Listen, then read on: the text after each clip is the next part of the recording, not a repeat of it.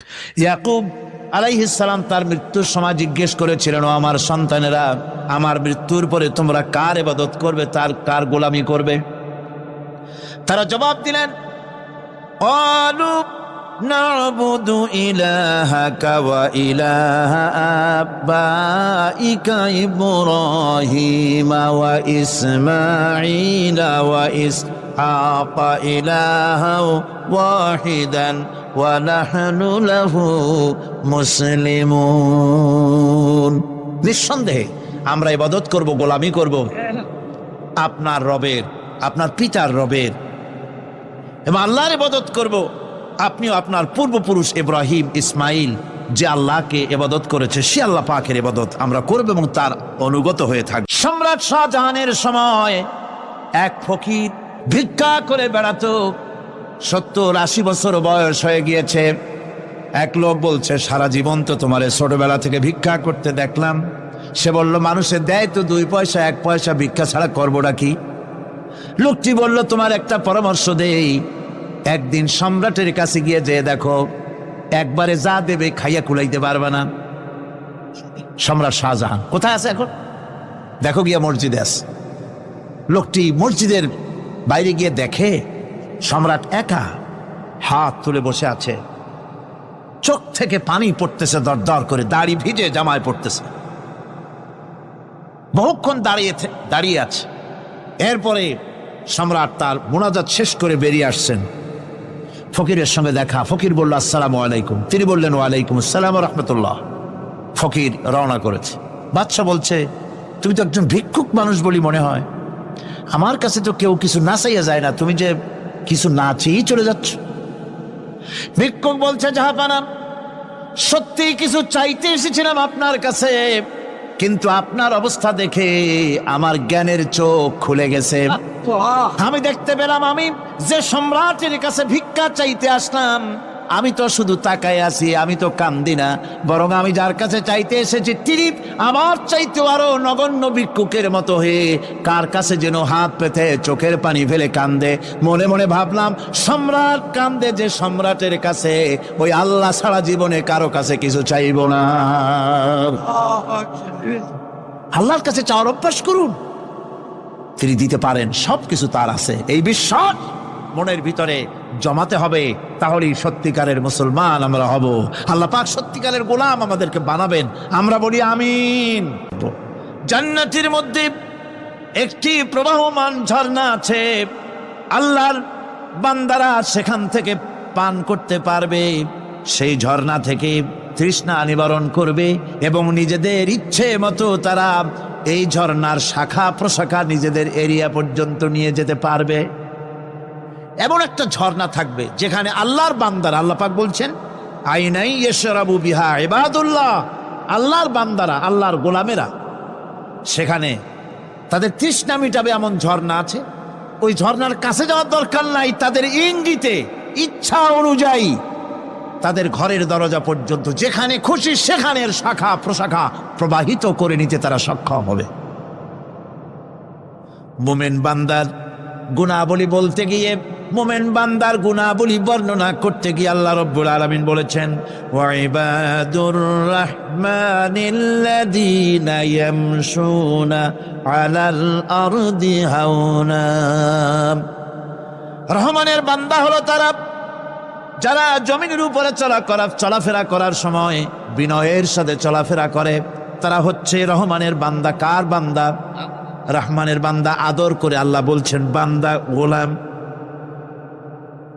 শয়তান নিজে অভিশপ্ত হওয়ার পর এর প্রতিশোধ নেওয়ার জন্যে আল্লাহ পাকের দরবারে বলেছিল, আয় আল্লাহ, তোমার যেই বান্দাগুলির কারণে, তোমার যেই বান্দার কারণে আমার ইবাদতগুলি নষ্ট হয়ে গেল, আমি অভিশপ্ত হয়ে গেলাম, ওই বান্দাগুলিকে লোভ দেখিয়ে আমি যেমনে পারি সবগুলিকে আমি গোমরাহ করে দেব, পথভ্রষ্ট করে দেব। আল্লাহ পাকের জবাবে বললেন, ইন্না ইবাদি লাইসা লাকা আলাইহিম সুলতান ইল্লা মান ইত্তাবাকা মিনাল গাওয়িন। আমার বান্দাদের উপরে তোমার কোনো কর্তৃত্ব নাই। আমার বান্দা আদর করে আল্লাহ পাক বলছেন আমার বান্দাদের উপরে তোমার কোনো কর্তৃত্ব নাই। তবে হ্যাঁ, যারা তোমার কথা মান্য করবে তারা অবশ্যই গোমরাহ হয়ে যাবে, পথভ্রষ্ট হয়ে যাবে। কিন্তু আমার সত্যিকারের বান্দা যারা, তাদের উপরে তুমি গোমরাহি, তাদেরকে তুমি পথভ্রষ্ট করতে পারবে না, তাদের উপরে তোমার কোনো কর্তৃত্ব নাই। ভাইরা আমার, হযরত ঈসা আলাইহিস সালামের ব্যাপারে, হযরত ঈসা আলাইহিস সালামকে খ্রিস্টানেরা তারা বলেছে ওয়াকালাতিন নাসারাল মাসীহ ইবনুল্লাহ, মসিহ হচ্ছে কার ছেলে? নাউযুবিল্লাহ, বলেন সবাই নাউযুবিল্লাহ। তাকে যখন আল্লাহর ছেলে বলা হলো, আল্লাহর পুত্র বলা হলো, রব্বুল আলামিন তার জবাবে বললেন ইন হুয়া ইল্লা আবদুন আনআমনা আলাইহি, তিনি তো একজন বান্দা, তিনি আমার বান্দা ছাড়া আর কিছুই নন, আমি তার প্রতি অনুগ্রহ করেছি। বান্দা, আমার বান্দা। আল্লাহ পাকের বান্দা হওয়ার ব্যাপারে কোন মানুষের লজ্জা থাকার কথা নয়। এমনকি আল্লাহ পাক ঈসা আলাইহিস সালাম সম্পর্কে বলছেন লা ইয়াস্তানকিফাল মাসীহু আইয়াকুনা আবদান লিল্লাহি ওয়ালাল মালাইকাতুল মুকাররাবুন। মসিহ আল্লাহর বান্দা, তাতে কখনো বিন্দু মাত্র লজ্জা তিনি পোষণ করেন নাই যে আমি আল্লাহর বান্দা, আল্লাহর গোলাম। এটা একটা কথা হইল? এরকম লজ্জা তিনি পোষণ করেনি। এমনকি তার নিকটবর্তী ফেরেশতা যারা, তারাও আল্লাহর বান্দা, গোলাম হওয়ার জন্য তাদের ভিতরে কোনো লজ্জা নাই। যারা নাকি আল্লাহর গোলাম, এই ব্যাপারে যাদের মধ্যে লজ্জার সৃষ্টি হয়, আল্লাহর গোলাম এটা কেমন কথা, বান্দা হওয়াটা কেমন কথা, যারা গোলামীকে অস্বীকার করে তাদের সম্পর্কে আল্লাহ পাক বলছেন ওয়া মাইয়াস্তানকিফ আন ইবাদাতিহি ওয়া ইস্তাকবির ফাসায়াহশুরুহুম ইলাইহি জামিআ। কেউ যদি আল্লাহর বন্দেগী করার ব্যাপারে লজ্জা পোষণ করে, যদি লজ্জার কারণ মনে করে, অহংকার করে, গৌরব করে, তাহলে তারা পালাবে কোথায়, যাবে কোথায়? আমি কিয়ামতের দিন সবগুলিকে এক জায়গায় করে ফেলবো। সুতরাং আল্লাহ পাকের গোলামিতে আল্লাহ যে বান্দা বলে যখন ডাকেন, লজ্জার কোনো কারণ নাই। অহংকার যে করবে সে নিজেকে ধ্বংস করবে। আল্লাহ পাক সব নবীদেরকে নিজের বান্দা বলেছেন। নবীরা কি আল্লাহ পাকের বান্দা। হযরত ইউসুফ আলাইহিস সালাম সম্পর্কে আল্লাহ পাক বলছেন কাযালিকা লিনাসরিফা আনহু আস-সুআ ওয়াল ফাহশা ইন্নাহু মিন ইবাদিনাল মুখলাসিন। এরূপই ঘটল যাতে আমি ইউসুফ আলাইহিস সালামকে, আমার বান্দা, তাকে আমি নির্লজ্জতা ইত্যাদি থেকে আমি রক্ষা করেছি। নিশ্চয়ই হযরত ইউসুফ ছিল আল্লাহ পাকের বান্দা, আল্লাহ পাকের আব্দ। রাসূল করিম সাল্লাল্লাহু আলাইহি ওয়াসাল্লাম তিনি হচ্ছেন সর্বশ্রেষ্ঠ আল্লাহর পয়গম্বর। তার থেকে শ্রেষ্ঠ নবী আর কি কেউ আছে? জোরে বলেন, আছে? তার থেকে মাহবুব, তার থেকে শ্রেষ্ঠ আল্লাহর কাছে আর কেউ নাই। সেই নবীকে আল্লাহ রাব্বুল আলামিন কোরআনে কারীমের ভিতরে তাকে আব্দ বলেছেন। কি বলেছেন?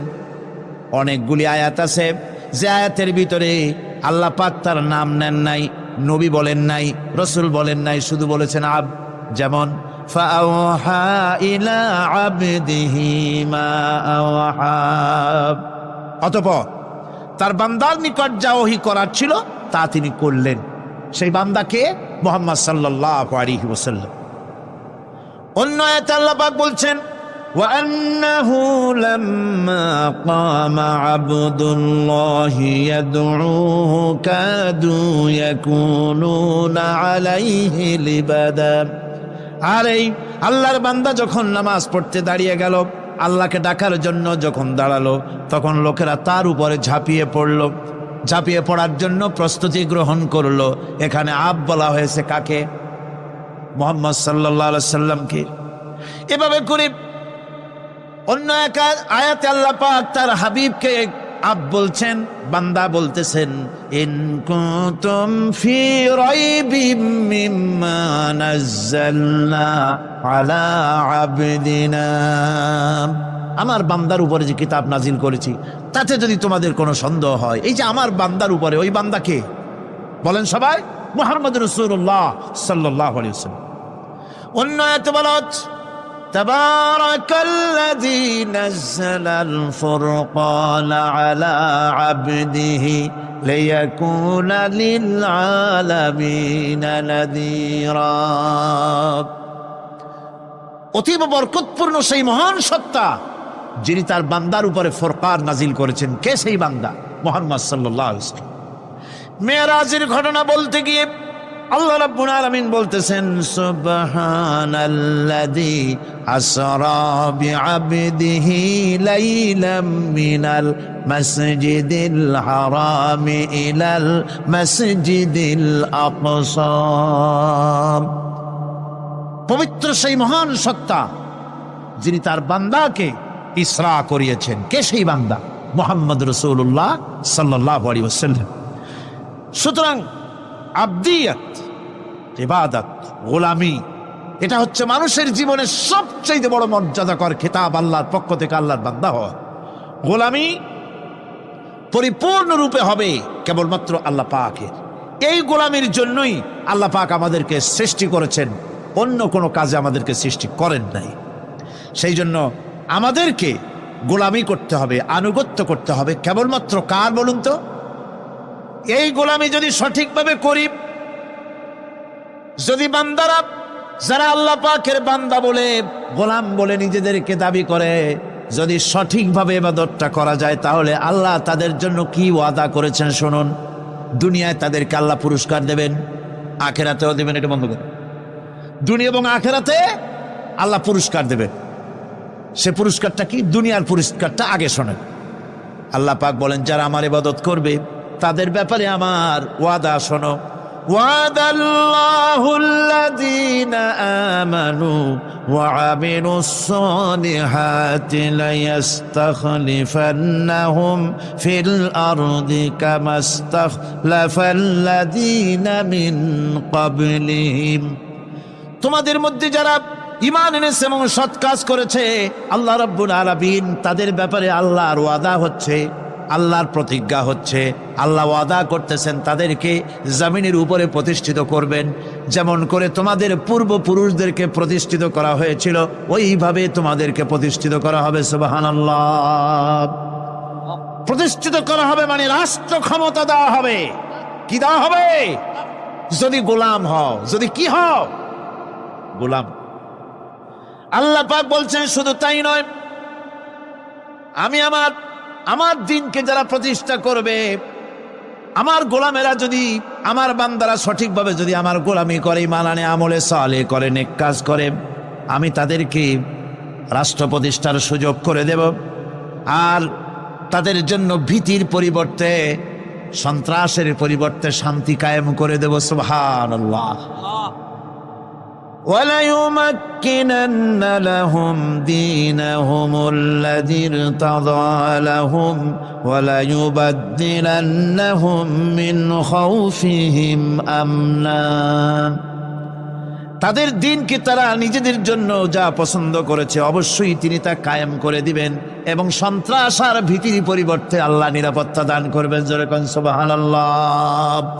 সন্ত্রাস বন্ধ হবে, চুরি, ডাকাতি, জেনা, ব্যভিচার সব বন্ধ হয়ে যাবে।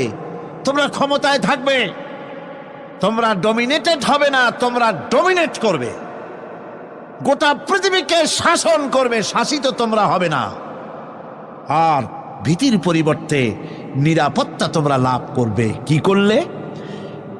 ইয়াবুদুনানি লা ইউশরিকুনা বি শাইআ। সুতরাং তারা যেন আমার ইবাদত করে এবং আমার সঙ্গে যেন কাউকে শরীক না করে। আল্লাহ বলছেন, তোমরা যদি আমার সাথে শরীক না করো, ইবাদতের মধ্যে কাউকে যদি শরীক স্থাপন না করো, আর যদি তোমরা আমার ইবাদতটা সলিডভাবে আমার জন্যই করো, তাহলে রাষ্ট্র ক্ষমতা তোমাদের হাতে আসবে, সন্ত্রাস নির্মূল হবে, শান্তি প্রতিষ্ঠিত হবে। এই হচ্ছে দুনিয়ার পুরস্কার। এটা কিসের পুরস্কার? আর আখিরাতের পুরস্কারের কথা বলা হচ্ছে, ومن يطع الله ورسوله ويخشى الله ويتقه فأولئك هم الفائزون। যে ব্যক্তি আল্লাহ এবং রাসূলের আনুগত্য করেছে, আল্লাহকে ভয় করে চলেছে, তার গজব থেকে বেঁচে রয়েছে, সেই হচ্ছে সফল কাম। সফল কাম মানে কি? কিয়ামতের দিন আল্লাহ পাক তাদেরকে জান্নাত দান করবেন। আল্লাহ পাক তাদেরকে কিয়ামতে কি দিবেন? জান্নাত দিবেন, চিরস্থায়ী শান্তির জায়গা, সেই জান্নাত লাভ করা যাবে। আজ ইবাদতের এই যে গুরুত্বপূর্ণ ইবাদত, এই ইবাদতের ভুল অর্থ সমাজের ভিতরে ছড়িয়ে আছে। সাধারণ মানুষও ভুল করেছে, অসাধারণ মানুষেরাও ইবাদতের ভুল অর্থ করে ভুলের মধ্যে নিমজ্জিত আছে বিরাট সংখ্যক লোকেরা। সাধারণ মুসলমানেরা তারা যে ভুলটা করলো ইবাদতের অর্থ করতে গিয়ে, সেটা হলো এই, সাধারণ লোকেরা মনে করলো কয়েকটা অনুষ্ঠানের নাম হচ্ছে ইবাদত, নামাজ, রোজা, হজ, যাকাত, সাদকা, ফিতরা, এর নাম হলো ইবাদত। অনুষ্ঠান শেষে তারা নিজেদেরকে স্বাধীন মনে করলো। তারা আল্লাহ পাকের প্রত্যেকটি আইনের ধারাকে লঙ্ঘন করলো। বছরে একবার রোজা রেখে, বছরে 1 মাস রোজা রেখে মনে করলো ইবাদত শেষ। 5 ওয়াক্ত নামাজ পড়ে মনে করলে ইবাদত শেষ। আমি প্রশ্ন করি, 5 ওয়াক্ত নামাজের নামই যদি হয় ইবাদত, 5 ওয়াক্ত নামাজের নামই ইবাদত, এটাই যদি হয়, তাহলে 5 ওয়াক্ত নামাজ পড়তে সময় লাগে কত? উজু টুজু করে বড় জোর 1-1.5 ঘন্টা সময় লাগে 5 ওয়াক্ত নামাজ পড়তে। তো এর নাম যদি হয় ইবাদত, তার অর্থ কি দাঁড়াবে? অর্থ দাঁড়াবে আপনি 24 ঘন্টার ভিতরে 1 থেকে 1.5 ঘন্টার জন্য আল্লাহর গোলাম, বাকি 22 ঘন্টার জন্য শয়তানের গোলাম হতে কেউ রাজি আছেন? রোজার নামই যদি হয় শুধু ইবাদত, তাহলে তার অর্থ দাঁড়াবে বছরের ভিতরে 1টা মাসের জন্য আপনি আল্লাহর গোলাম, আর 11 মাসের জন্য শয়তানের গোলাম হতে কেউ রাজি আছেন? তাহলে বিষয়টা কি? বিষয়টা হচ্ছে নামাজ, রোজা, হজ, যাকাতি শুধুমাত্র ইবাদত নয়, আনুষ্ঠানিক ইবাদত তো বটেই, কম্পালসারি ইবাদত তো বটেই, কিন্তু শুধুমাত্র নামাজ, রোজা, হজ, যাকাত ইবাদত শুধুমাত্র নয়, এগুলি হচ্ছে ইবাদতের পার্ট, ইবাদতের অংশ। বরং জীবনের সব ক্ষেত্রে আল্লাহর হুকুমকে মানার নামই হচ্ছে, ভাইরা আমার, একদিকে নামাজ রোজা করছে, অন্যদিকে আল্লাহর আইনের প্রতিটি ধারাকে লঙ্ঘন করে চলছে, মিথ্যা ওয়াদা করে, মিথ্যা কথা বলে, সুদ খায়, ঘুষ খায়, জেনা করে, এরপরে অন্যের হক নষ্ট করে, প্রতিবেশীর হক নষ্ট করে, হারাম মাল খায়, হকদারের হক নষ্ট করে, প্রতিবেশীর হক নষ্ট করে, জিন্দা মুর্দা মানুষকে নিজের জন্য শক্তিধর বলে মনে করে, 1 টুকরা রুটির জন্য অথবা 1 ফোঁটা 1 ঘটি পানির জন্য কাফেরের কাছে হাত পেতে দাঁড়ায় থাকে। এই যদি অবস্থা হয়, এটাই যদি হয় ঈমান, আর এটার নামই যদি ইবাদত হয়, তাহলে এই পৃথিবীর মুসলমানের আজ লাঞ্ছিত কেন? আল্লাহর ওয়াদা কি মিথ্যা? নাউযুবিল্লাহি মিন যালিক। আমাদের ইবাদত যদি ঠিক হয়, যদি সত্যিকারের ইবাদত যদি আমরা করে থাকি, তাহলে ক্ষমতায় ইমানদারেরা নাই কেন? বিশ্বজুড়ে মুসলমানেরা লাঞ্ছিত কেন? তাহলে বুঝতে হবে ইবাদতের মধ্যে বিরাট গরমিল করে ফেলেছি, ঠিক কিনা? লক্ষ্য করুন, যেই লোকটা হজ করতেছে, উমরা করতেছে, নামাজ পড়তেছে, মসজিদ মাদ্রাসায় চান্দা দিতেছে, ওই লোকটি আবার ব্যাংকের থেকে সুদের টাকা নিয়ে ব্যবসা চালাইতেছে। ব্যবসা ঠিক রাখার জন্য, ইনকাম ট্যাক্স ফাঁকি দেওয়ার জন্য ব্যবসায়ীরা 2 ধরনের 3 ধরনের খাতা মেনটেন করছে। কথা ঠিক কিনা?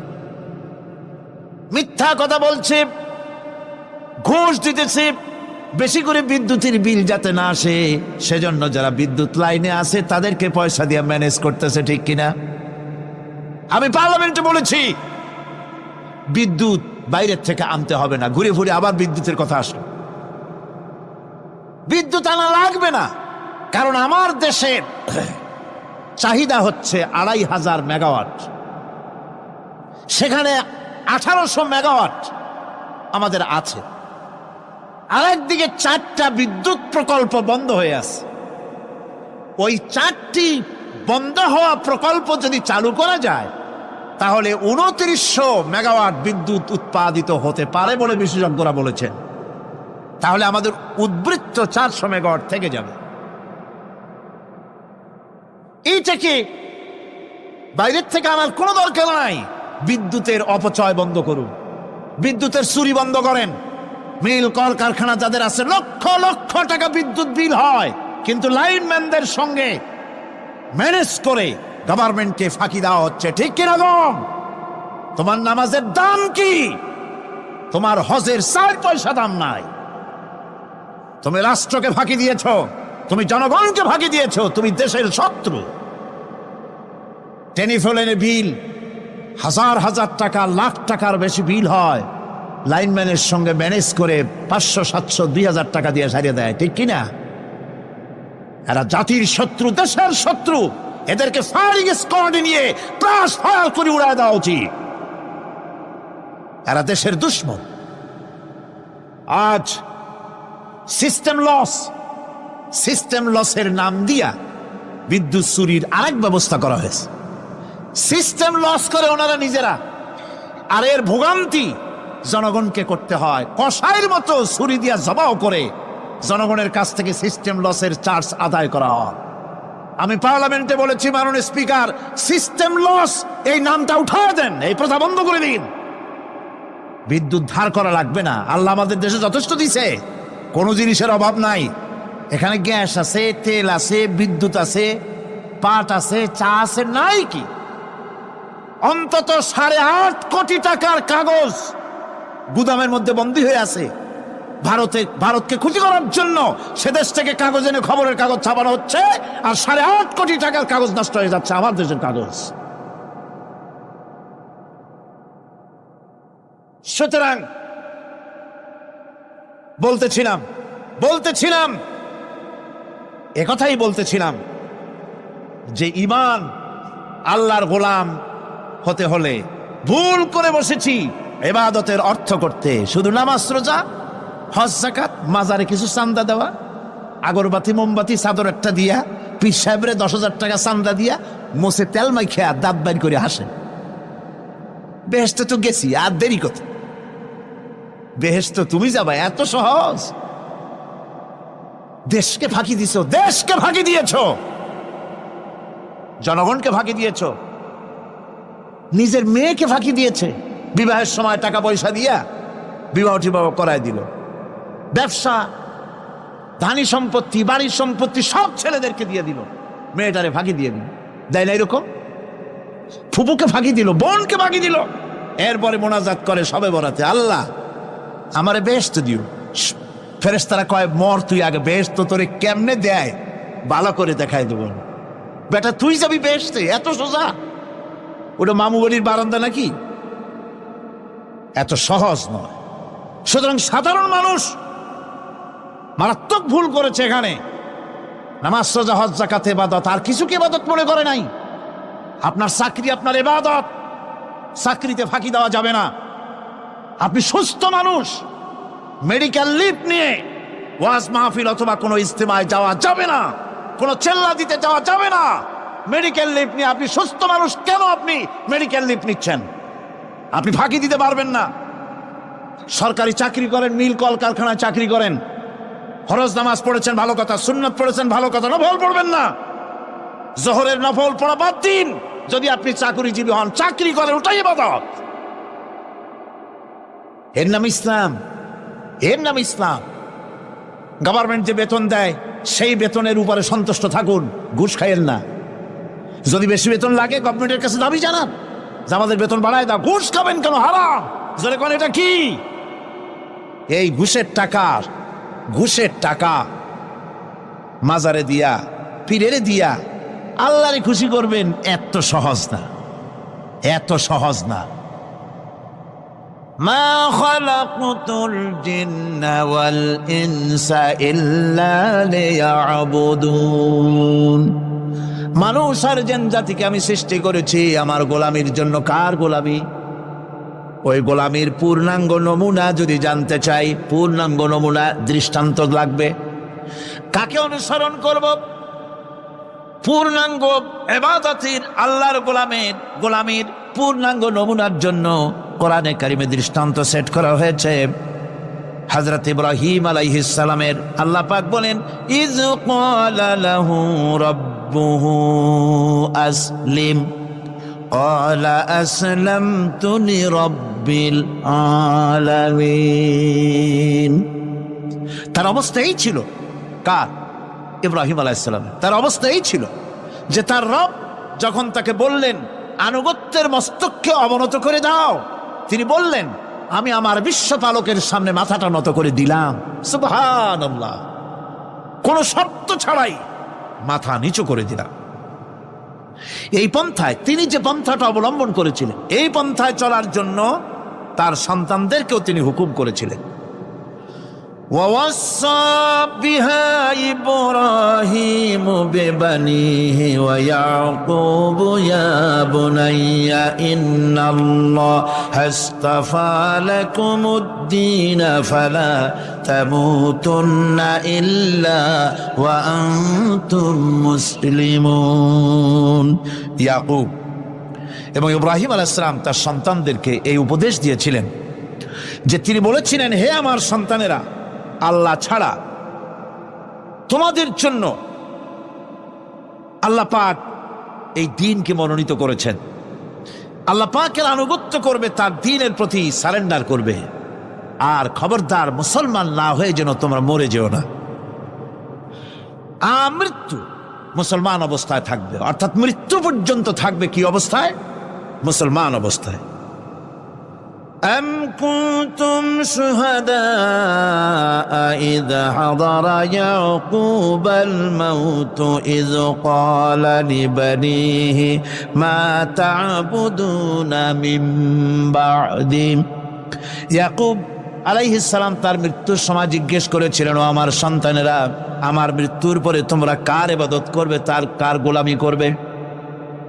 তারা জবাব দিলেন, قالوا نعبد إلهك وإله آبائك إبراهيم وإسماعيل وإسحاق إلها واحدا ونحن له মুসলিমুন।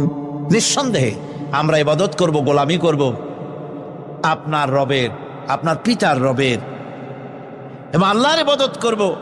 আপনিও আপনার পূর্বপুরুষ ইব্রাহিম, ইসমাইল যে আল্লাহকে ইবাদত করেছে, সে আল্লাহ পাকের ইবাদত আমরা করব এবং তার অনুগত হয়ে থাকব। দাসত্ব এবং দাসত্বের গোলামীর পূর্ণাঙ্গ নমুনা হচ্ছেন হযরত ইব্রাহিম আলাইহিস সালাম। আল্লাহ গোটা জমিন যখন শিরকের অন্ধকারে ডুবে গিয়েছিল, তখন হযরত ইব্রাহিম আলাইহিস সালাম তাওহীদের আলো জ্বালিয়ে দিয়েছিলেন। এই নিবেদিতদের ইমাম হিসাবে আল্লাহ পাক তাকে ঘোষণা দিলেন। কোরআনে কারীম বলছে, وَإِذَا ابْتَلَى إِبْرَاهِيمَ رَبُّهُ بِكَلِمَاتٍ فَأَتَمَّهُنَّ قَالَ إِنِّي جَاعِلُكَ لِلنَّاسِ إِمَامًا। ইব্রাহিমকে তার রব কয়েকটি বাক্য দিয়ে পরীক্ষা করলেন এবং তিনি সেই পরীক্ষাগুলোতে পাশ করলেন। তখন আল্লাহ রাব্বুল আলামিন তাকে বললেন যে আমি তোমাকে গোটা বিশ্ব মানবতার জন্য, গোটা বিশ্বের সমস্ত মানুষের জন্য আমি তোমাকে নেতা বানাবো। সুবহানাল্লাহি বিহামদি। প্রথম পরীক্ষা হলো, গতকাল বলেছি, সে আগুনের পরীক্ষা। সেখানে আল্লাহ পাক তাকে পাশ করালেন, তিনি পাশ করলেন। দ্বিতীয় পরীক্ষা ছিল বিবি এবং নবজাতক সন্তানকে নিয়ে। আল্লাহ হুকুম করলেন, এই বিবি আর বাচ্চারে নিয়ে মরুভূমিতে রেখে আসো। মরুভূমিতে যেখানে ঘর নাই, বাড়ি নাই, সেই জায়গায় বিবি এবং বাচ্চাকে রেখে যাওয়ার সময় তিনি বললেন, রব্বানা ইন্নী আসকানতু মিন যুররিয়্যাতি বিওয়াদিন গায়রি যী যারইন ইনদা বাইতিকাল মুহাররাম। হায় আল্লাহ রাব্বুল আলামিন, আমি পানি এবং তরুলতাবিহীন এক মরুভূমির ভিতরে আমার বংশের একটি অংশকে এখানে রেখে গেলাম। তোমার ঘরের ঘরের কাছে পুনর্বাসিত, আমি তাদের কাছে, এই ঘরের কাছে, সম্মানিত ঘরের কাছে রেখে গেলাম। পরীক্ষায় তিনি পাশ করলেন। হযরতে হাজেরা প্রশ্ন করলেন, ইব্রাহিম, পানি নাই, খাবার নাই, মানুষ নাই, ঘর নাই, বাড়ি নাই, মরুভূমির ভিতরে আমাকে আর আমার বাচ্চারে ফেলে রেখে যাচ্ছ কেন? কোনো জবাব নাই। 2 বার 3 বার প্রশ্ন করলেন। এরপরে তিনি আবার প্রশ্ন করলেন, বললেন, ইব্রাহিম, এটা কি আল্লাহর হুকুম নাকি? হযরত ইব্রাহিম আলাইহিস সালাম নিজের কলিজার টুকরা সন্তান আর বিবিকে রেখে যেতেছেন ভারাক্রান্ত মন নিয়ে। তিনি আকাশের দিকে আঙ্গুল উঁচু করে দেখালেন। হযরত হাজেরা বুঝলেন ইনি তো আল্লাহর পয়গম্বর, আমার কোনো অপরাধে এভাবে ফেলে যাওয়ার কথা নয়। তিনি বুঝলেন এটা আল্লাহর হুকুম। হযরতে হাজেরা বললেন, ইব্রাহিম রে, নিশ্চিন্ত মনে বাড়ি ফিরে যাও, আমার মনে কোনো চিন্তা নাই, কোনো পেরেশানি আর এখন নাই। আল্লাহর হুকুমে যদি আমাকে এই মরুভূমির ভিতরে ফেলে যেয়ে থাকো, তাহলে আমি ওই আল্লাহর প্রতি এতটা ভরসা রাখি যে এই মরুভূমির ভিতরে জল পানি শূন্য, খাদ্য শূন্য জায়গায় আমি আমার বাচ্চাকে আল্লাহ রব্বুল আলামিন না খাওয়াইয়া মারবেন না। দ্বিতীয় পরীক্ষায় পাশ করল। 3 নম্বরে পরীক্ষা হলো, সন্তান বড় হয়ে গেছে, বুদ্ধি হয়েছে, দৌড়াতে পারে। আল্লাহ রাব্বুল আলামিন হুকুম করলেন, ছেলেকে জবাহ করো। কত বড় আগুনের পরীক্ষা! কোরআন শরীফ বলছে, হযরত ইব্রাহিম আলাইহিস সালাম নিজের ছেলেকে ডেকে নিয়ে বললেন, ইয়া বুনাইয়া ইন্নী আরা ফিল মানামি আন্নী আযবাহুক ফানজুর মাযা তারা। হে আমার কলিজার টুকরা সন্তান, আমি স্বপ্নে দেখেছি যেন আমি তোমাকে জবাহ করতেছি, তোমার রায় কি, তোমার মত কি, আমারে শোনাও। ছেলে পয়গম্বর, ছেলে তার জবাবে বললেন, ইয়া আবাতি ফাআল মা তু'মার সাতাজিদুনি ইনশাআল্লাহু মিনাস সাবিরিন। হে আমার আব্বাজান, আপনি যে ব্যাপারে স্বপ্নের ভিতরে আদিষ্ট হয়েছেন, আপনি তা কার্যকরী করুন। আমাকে এতটুকু অধৈর্যের মধ্যে পাবেন না, আমাকে ধৈর্যশীলদের মধ্যে পাবেন। আমারে আপনি আল্লাহর হুকুম পালন করেন। আল্লাহ পাক শোনাচ্ছেন, ফালাম্মা আসলামা ওয়া তাল্লাহু লিল জাবিন। পিতা পুত্র দুজনই রাজি হয়ে গেল। পিতা তার ছেলেকে কাঁধ করে গলার উপরে ছুরি ধরেছেন। আল্লাহ রাব্বুল আলামিন ইসমাইল জবাহ হোক, এটা আল্লাহ চান নাই, আল্লাহ চেয়েছেন পরীক্ষা করতে। পরীক্ষায় ইব্রাহিম পাশ হয়ে গেলেন। আল্লাহ পাক বলছেন, ওয়ানাদাইনাহু আইয়া ইব্রাহিম ক্বাদ সাদ্দাকতার রুইয়া ইন্না কাযালিকা নাজজিল মুহসিনিন। আমি ইব্রাহিমকে ডেকে বললাম, ইব্রাহিম, তুমি তোমার স্বপ্নকে বাস্তবে রূপ দিয়েছো, আর এভাবেই করি আমি মুহসিনিনদেরকে পুরস্কৃত করে থাকি। আল্লাহ পাক খুশি হলেন। আল্লাহ পাক বললেন, ইন্না হাযা লাবালাউল মুবিন। নিঃসন্দেহে এটি একটি বিরাট পরীক্ষা ছিল, ঠিক কি না গণ? আল্লাহ নিজে বলছেন এটা একটি বিরাট পরীক্ষা, আজিম ইমতিহান। সে ইমতিহানে তিনি পাশ করলেন। পরীক্ষায় উত্তীর্ণ হওয়ার জন্য রব্বুল আলামিন পুরস্কার দিয়া দিলেন। আল্লাহ পাক বললেন, সালামুন আলা ইব্রাহিম। পড়েন সবাই, সালামুন আলা ইব্রাহিম। ইব্রাহিমের প্রতি আল্লাহ পাক বললেন, ইব্রাহিমের প্রতি সালাম রইল। সুবহানাল্লাহি ওয়া বিহামদিহি। ইবাদত এর আনুগত্যের এই উৎকৃষ্ট দৃষ্টান্ত স্থাপনের পর আল্লাহ পাক তার গোটা বিশ্বের মুসলমানদেরকে কিয়ামত পর্যন্ত ইব্রাহিম আলাইহিস সালামকে জাতির পিতা বানায়া দিলেন। সুবহানাল্লাহ। কইতে ইচ্ছা করে না? এরকমের পরীক্ষা কোন পিতারা দিতে পারছে নাকি? গোটা বিশ্বের সমস্ত মানব মণ্ডলীর জন্য আল্লাহ পাক ইব্রাহিম আলাইহিস সালামকে কিয়ামত পর্যন্ত জাতির পিতা হিসাবে ঘোষণা করেছেন। সুবহানাল্লাহ। মিল্লাতা আবিকুম ইব্রাহিম হুয়া সাম্মাকুমুল মুসলিমিন। তোমরা তোমাদের পিতা ইব্রাহিমের মিল্লাতের উপর প্রতিষ্ঠিত হও। আল্লাহ পাক বলছেন, তোমাদের পিতা ইব্রাহিমের মিল্লাতের উপর প্রতিষ্ঠিত হও। আর আল্লাহ তোমাদের নাম রেখেছে মুসলমান, তোমরা হচ্ছে মুসলমান। আমাদের পরিচয়, ওই যে পরিচয়ের কথা আগে হয়ে গেছে, আমাদের পরিচয় আমরা মুসলমান। আমাদের পরিচয় কি? মুসলমান, এটা প্রথম পরিচয়। ইবাদতের পূর্ণাঙ্গ মাপকাঠি হিসেবে আল্লাহ পাক হযরত ইব্রাহিম আলাইহিস সালামকে দুনিয়াবাসীর সামনে পেশ করেছেন। কোরআন বলছে ইহুদি এবং খ্রিস্টানেরা মুসলমানদেরকে বিভ্রান্ত করতে চায়। তারা বলে ওয়াকালু কুনু হুদান আও নাসারা তাহতাদু কুল বাল মিল্লাতা ইব্রাহিম হানিফা ওয়া মা কানা মিনাল মুশরিকিন। ইহুদিরা বলে ইহুদি হও তবেই তোমরা সঠিক পথ পাবা, খ্রিস্টানের বলে খ্রিস্টান হও তবেই তোমরা সঠিক পথ প্রাপ্ত হবে। আল্লাহ পাক বলছেন এদের সকলকে বলে দাও বরং তোমরা সব পরিত্যাগ করে মিল্লাতে ইব্রাহিমের ভিতরে শামিল হয়ে যাও। এটাই মুক্তির পথ, এটাই নাজাতের পথ, এটাই আল্লাহর পথ। সুবহানাল্লাহি ওয়া বিহামদিহি। এমনকি রাসূল করিম সাল্লাল্লাহু আলাইহি ওয়াসাল্লামকে আল্লাহ পাক বলেছেন আনিত্তাবি মিল্লাতা ইব্রাহিম হানিফা, চারদিক থেকে মুখ ফিরিয়ে এনে মিল্লাতে ইব্রাহিমের ভিতরে শামিল হয়ে যাও, তারই অনুসরণ করো। রাসূল করিম সাল্লাল্লাহু আলাইহি ওয়াসাল্লাম ইবাদত বা আনুগত্যের সর্বোৎকৃষ্ট নমুনা হওয়ার কারণে ইব্রাহিম আলাইহিস সালাম সম্পর্কে হুজুর বলেছেন ইন্না ইব্রাহিমা খায়রুল বারিয়া, রাওয়াহু মুসলিম। হুজুর সাল্লাল্লাহু আলাইহি ওয়াসাল্লাম বলেছেন ইব্রাহিম হচ্ছেন জগতের সর্বোত্তম ব্যক্তি। সুবহানাল্লাহ। সুতরাং আমাদেরকে ইবাদতের নমুনা হিসেবে ইব্রাহিম আলাইহিস সালামকেও মানদণ্ড হিসেবে দেখতে হবে যে কিভাবে তিনি সারেন্ডার করেছিলেন আল্লাহ পাকের দরবারে। এখন আমি আপনাদের সামনে বলতে চাই, মানুষের জীবনে সবচাইতে বড় দুটি চাহিদা আছে, একটা হচ্ছে খাদ্য আর একটা হচ্ছে নিরাপত্তা। একটা খাদ্য আর একটা কি?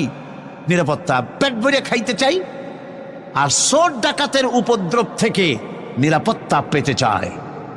আইন শৃঙ্খলা পরিস্থিতির উপরে যখন পার্লামেন্টে আলোচনা হচ্ছিল, আমি তখন বলেছি মাননীয় স্পিকার, আমার দেশের সাধারণ ভোটারদের বড় কোনো আশা আকাঙ্ক্ষা নাই। তারা কোনোদিন বলে না যে আমাদের গুলশানে বাড়ি দিতে হবে সকলে, আমাদেরকে মঙ্গল গ্রহে অফিস বানায় দিতে হবে, বাসেরও গাড়ি দিতে হবে, এগুলি তারা দাবি করে না।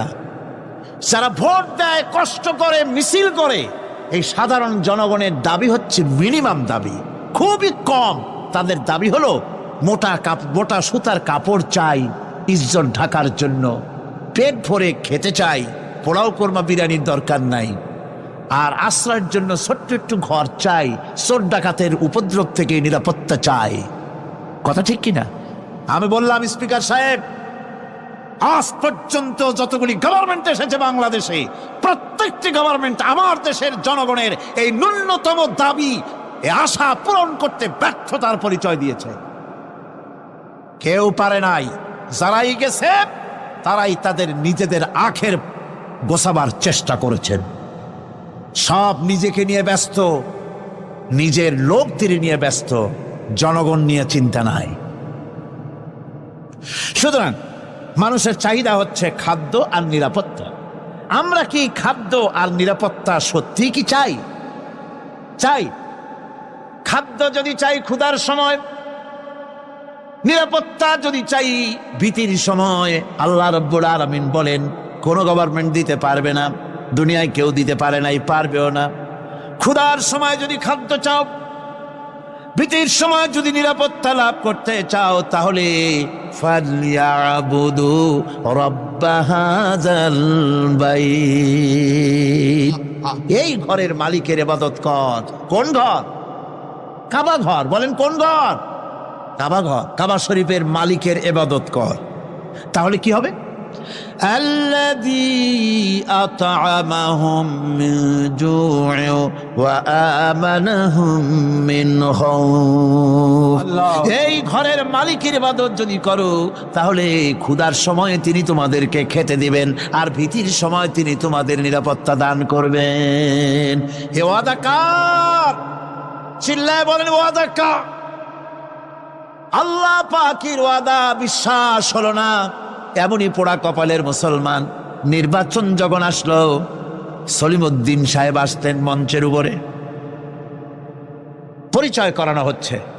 এত আপনারা যার বক্তৃতা শোনার জন্য দ্বিপ্রহরের রৌদ্রে কষ্ট করতেছিলেন, এখন সেই সংগ্রামী জননায়ক বিপ্লবী সন্তান, তিনি এখন আপনাদের সামনে বক্তব্য রাখবেন। উনি দাঁড়ায় বললেন, ভাইয়ার আমার, বোনের আমার, আমি এবার বোতল মার্কা বাক্স নিয়ে দাঁড়াইছি, আমারে সকলে মিলে ভোট দেন। এবার যদি ক্ষমতায় যেতে পারি, না খাইয়া কেউ মরবেন না, কিন্তু কি খাইয়া মরবে তাও কয় না। মানুষেরা এই কথাগুলি বিশ্বাস করলার সমানে ভোট দিল। হায় রে কপাল! আল্লাহ বললেন, আমার ইবাদত কর, আমার গোলামি কর জীবনের সব জায়গায়, তাহলে ক্ষুধার সময় খাইতে পারবি আর ভীতির সময় নিরাপত্তা পাবি। আল্লাহর কথাটা বিশ্বাস হইল না। এই নামাজ পড়ার মুসলমানের দাম আছে, কোন দাম আছে? এ রোজাকার দাম আছে, এ মুসলমান দাবি করার দাম আছে। আল্লাহ রাব্বুল আলামিন তিনি পরিষ্কার করে বলছেন, এই ঘরের মালিকের ইবাদত করো, তিনি ক্ষুধার সময়ে খেতে দিবেন, আর তিনি তোমাদেরকে ভীতির সময় নিরাপত্তা দান করবেন। চাউলের অভাব হবে না, পাটের অভাব হবে না, খাদ্যের অভাব হবে না, কারণ দুটি জিনিস যদি তোমরা করতে পারো, খাবারের অভাব হবে না। ওয়ালাউ আন্না আহলাল কুরা আমানু ওয়াত্তাকাউ লাফাতাহনা আলাইহিম বারাকাতিম মিনাস সামাই ওয়াল আরদ। দেশের লোকেরা, জনপদের লোকেরা যদি দুইটা কাজ করে, এক নম্বরে হলো আমার উপরে ঈমান আনবে, দুই নম্বরে হলো আমাকে ভয় করার নীতি অবলম্বন করে যদি চলে, তাহলে ওই দেশের মানুষের জন্য আকাশ আর জমিনের সব বরকতের দরজা আমি আল্লাহ খুলে দেব। আল্লাহর ওয়াদা। আল্লাহ পাকের নিকট মানুষের সবচাইতে বড় দাবি কি? আল্লাহর কাছে মানুষের সবচাইতে বড় দাবি কি করতে পারেন? আল্লাহ পাকের কাছে মানুষের শ্রেষ্ঠ দাবিটা আল্লাহ নিজেই শিখাই দিয়েছেন। আমার কাছে দাবি কর, ইহদিনাস সিরাতাল মুস্তাকিম। হায় আল্লাহ, একটা সোজা, একটা সরল রাস্তা আমারে দাও, একটা সহজ পথ আমারে দাও।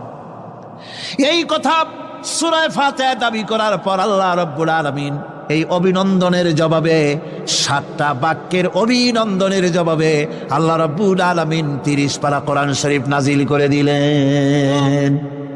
সূরা ফাতিহার এই সওয়ালের জবাবে আল্লাহ পাক বললেন, ওয়া আনি'বুদুনি হাযা সিরাতুম মুস্তাকিম। সোজা রাস্তা চাও, আমার গোলামি করো, ইবাদত করো। সব জায়গায় ইবাদত, গোলামি করাই লাগবে। আমার কাছে সোজা রাস্তা চাও, সোজা রাস্তা হলো আমার গোলামি করা। কার গোলামি? বেহেশতে যেতে চান? আমি আস্তে জিগেলাম বলে আপনারাও আস্তে জবাব দিলেন। বেহেশতে যেতে চান? সুবহানাল্লাহ। এমন কোন মানুষ আছে নাকি যে বেহেশতে যেতে চায় না? মদ খোরও যাইতে চায়। সবাই, আমরা সবাই বেহেশতের আশা করি, ঠিক কিনা? আল্লাহ রাব্বুল আলামিন বলেন, বেহেশতে যদি যেতে চাও তাহলেও ইবাদত করা লাগবে, ইবাদত ছাড়া জান্নাতে যাওয়া যাবে না। ফাদখুলি ফি ইবাদি ওয়াদখুলি জান্নাতি। সর্বপ্রথম আমার বান্দার মধ্যে দাখিল হয়ে যা, আমার গোলামির মধ্যে দাখিল হওয়া, আমার গোলাম হয়, এরপরে আমার জান্নাতে চলে যা।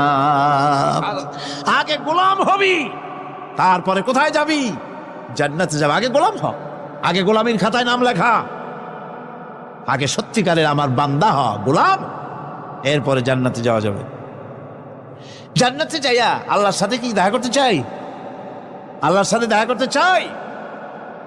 আল্লাহ রাব্বুল আলামিন বলেন, ফামান কানা ইয়ারজু লিকা রাব্বিহি ফালইআমাল আমালান সালিহান ওয়া লা ইউশরিক বিইবাদাতি রাব্বিহি আহাদা।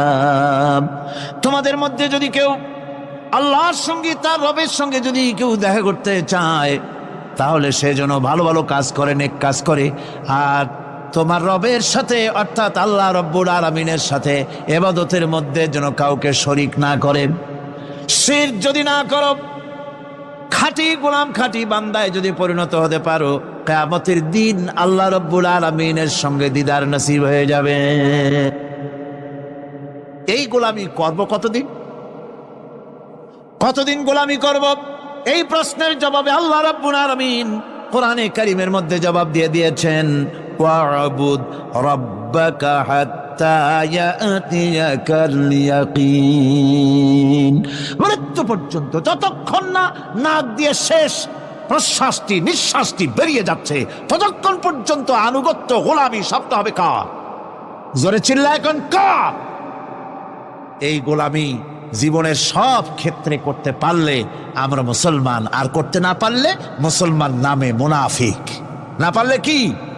মুনাফিক। বন্ধুগণ, ইয়াকা নাবুদু পর্যন্ত বলে ওয়া ইয়াকা নাস্তাইনের কথাটা শোনাচ্ছি। সূরা ফাতিহার ভিতরে আমরা পড়েন আমার সাথে, ইয়াকা নাবুদু ওয়া ইয়াকা নাস্তাইন। হায় আল্লাহ, একমাত্র তোমার গোলামি করি আর একমাত্র তোমার কাছে সাহায্য চাই। তুমি ছাড়া কারো কাছে সাহায্য? এটা কি ঠিক? এটা কি আমাদের মনের কথা, ইমানের কথা? আল্লাহ করুন, আল্লাহ করুন, বলি আমিন। হাদিস শরীফে বলা হয়েছে, ইজা সাআলতা ফাসআলিল্লাহ ওয়া ইজা ইসতাআনতা ফাসতাইন বিল্লাহ। কিছু চাইতে হলে আল্লাহর কাছে চাও, কিছু বলতে হলে, ভিক্ষা করতে হলে আল্লাহর কাছেই ভিক্ষা করো। কার কাছে ভিক্ষা করবেন? আল্লাহর কাছে বলুন। আমার বন্ধুগণ, আমি আমার ঈমান থেকে কথা বলি, কোরআন এবং হাদিস পড়ে যতটুকু আল্লাহ বোঝার তৌফিক দিয়েছেন সেই কথাগুলি পেশ করার জন্য চেষ্টা করি। বন্ধুগণ, এদিক ওদিক কোনো দিকে না ঘুরে মসজিদে যান, মসজিদে গিয়ে নামাজ পড়েন, আর আল্লাহর কাছে হাত পেতে আল্লাহরে বলেন। সেজদা গিয়া যখন রব্বুল আলামিনের দরবারে কিছু চাইবেন, হুজুরের কাছে জিজ্ঞেস করা হয়েছে, হুজুর, বান্দা কখন আল্লাহর নিকটবর্তী হয়ে যায়? আল্লাহর নবী বলেছেন, বান্দা যখন সেজদা দেয় তখন বান্দা একেবারে আল্লাহ পাকের কাছে চলে যায়। আল্লাহর কাছে চান যা দরকার, ছেলে নাই, মেয়ে নাই, বউ নাই, অথবা চাকরি নাই, প্রমোশন চাই, ব্যবসায় উন্নতি চাই, যা দরকার কাকে বলবেন? মনটাকে পরিষ্কার করুন, আজকে মনটাকে সাফ করুন, সমস্ত দুর্বলতা থেকে মনকে উঠায় আনো, বিশ্বাস করুন, যা চাওয়া যা বলার সবটা আল্লাহর কাছে। কার কাছে? আমি তার গোলাম। আমি কার গোলাম? আল্লাহ ছাড়া কারো কাছে আমার অভিযোগ তুলবো না, সবটা বলবো আল্লাহর কাছে। বলে দেখেন আল্লাহ পাক কিভাবে আপনাকে সাহায্য করেন। সুবহানাল্লাহ। ভাইরা আমার, আল্লাহ রাব্বুল আলামিন রাসূল করিম সাল্লাল্লাহু আলাইহি ওয়াসাল্লামকে বলেছেন, ফাইদা ফারাগতা ফানসাব ওয়া ইলা রাব্বিকা ফারগাব। যখন তুমি খালি হাত হয়ে যাবে, দাঁড়িয়ে যাবে এবং তোমার রবের কাছে মিনতি জানাবে, কিছু যখন থাকবে না, তোমার রবের কাছে দাঁড়ায় যাও আর তার কাছে মিনতি জানাও, তোমাকে আল্লাহ ভরপুর করে দিবেন। ভান্ডের কোনো অভাব নাই। আমাদের ভান্ড হচ্ছে যত দেব তত কমবে, আর আল্লাহর ভান্ড যত দেয় তত সমান সমান থাকে, মোটেই কমে না। সুতরাং দয়াল বাবা, বাবাজান, কেবলাজান বাবা কি যে কবে আর কি করবে দিশা করতে পারে না। গান বাজনা, তারপরে গোসল শরীফ, কি জানি হাবিজাবি শরীফ, কোনো শেষ নাই, বেদাত দিয়ে ভরে গেছে। এগুলি বিশ্বাস করবেন না, বিদআত খারাফা, এর সাথে মুসলমানের কোনো সম্পর্ক নাই। গান বাজনার সাথে মুসলমানের কোনো সম্পর্ক। হাতে কতগুলো ঢোল নিয়ে তারপরে মাজারের কাছে গিয়ে ঢোল বাজায়, কবরের কাছে, মাথায় কতগুলো চুল, দাঁতে ময়লা, মোষগুলা ঠোঁট দুইটা ঢাইকিয়া দাড়ির কাছে এসে পড়ছে। হায় হায় রে, এই রকমের মোষ আমি মাঝে মধ্যে চিন্তা করি যে দই খায় কেমনে এরা, গাঁজা মদ খাইয়া এগুলো মাজার মধ্যে গিয়ে পড়ে থাকে। আর কি জানি আছে ওইটারে ঘষে এলো আর বলে মদিনা যাব কেমনে, মদিনা যাব কেমন। তুই মদিনা যাবি কেমনে? মদ খেয়ে গাঁজা খেয়ে তুই যাবি মদিনায়, একটা কথা হইল? তোর নাপাক কদম আল্লাহ পাকের আরদে মুকাদ্দাসে উঠতে পারে না।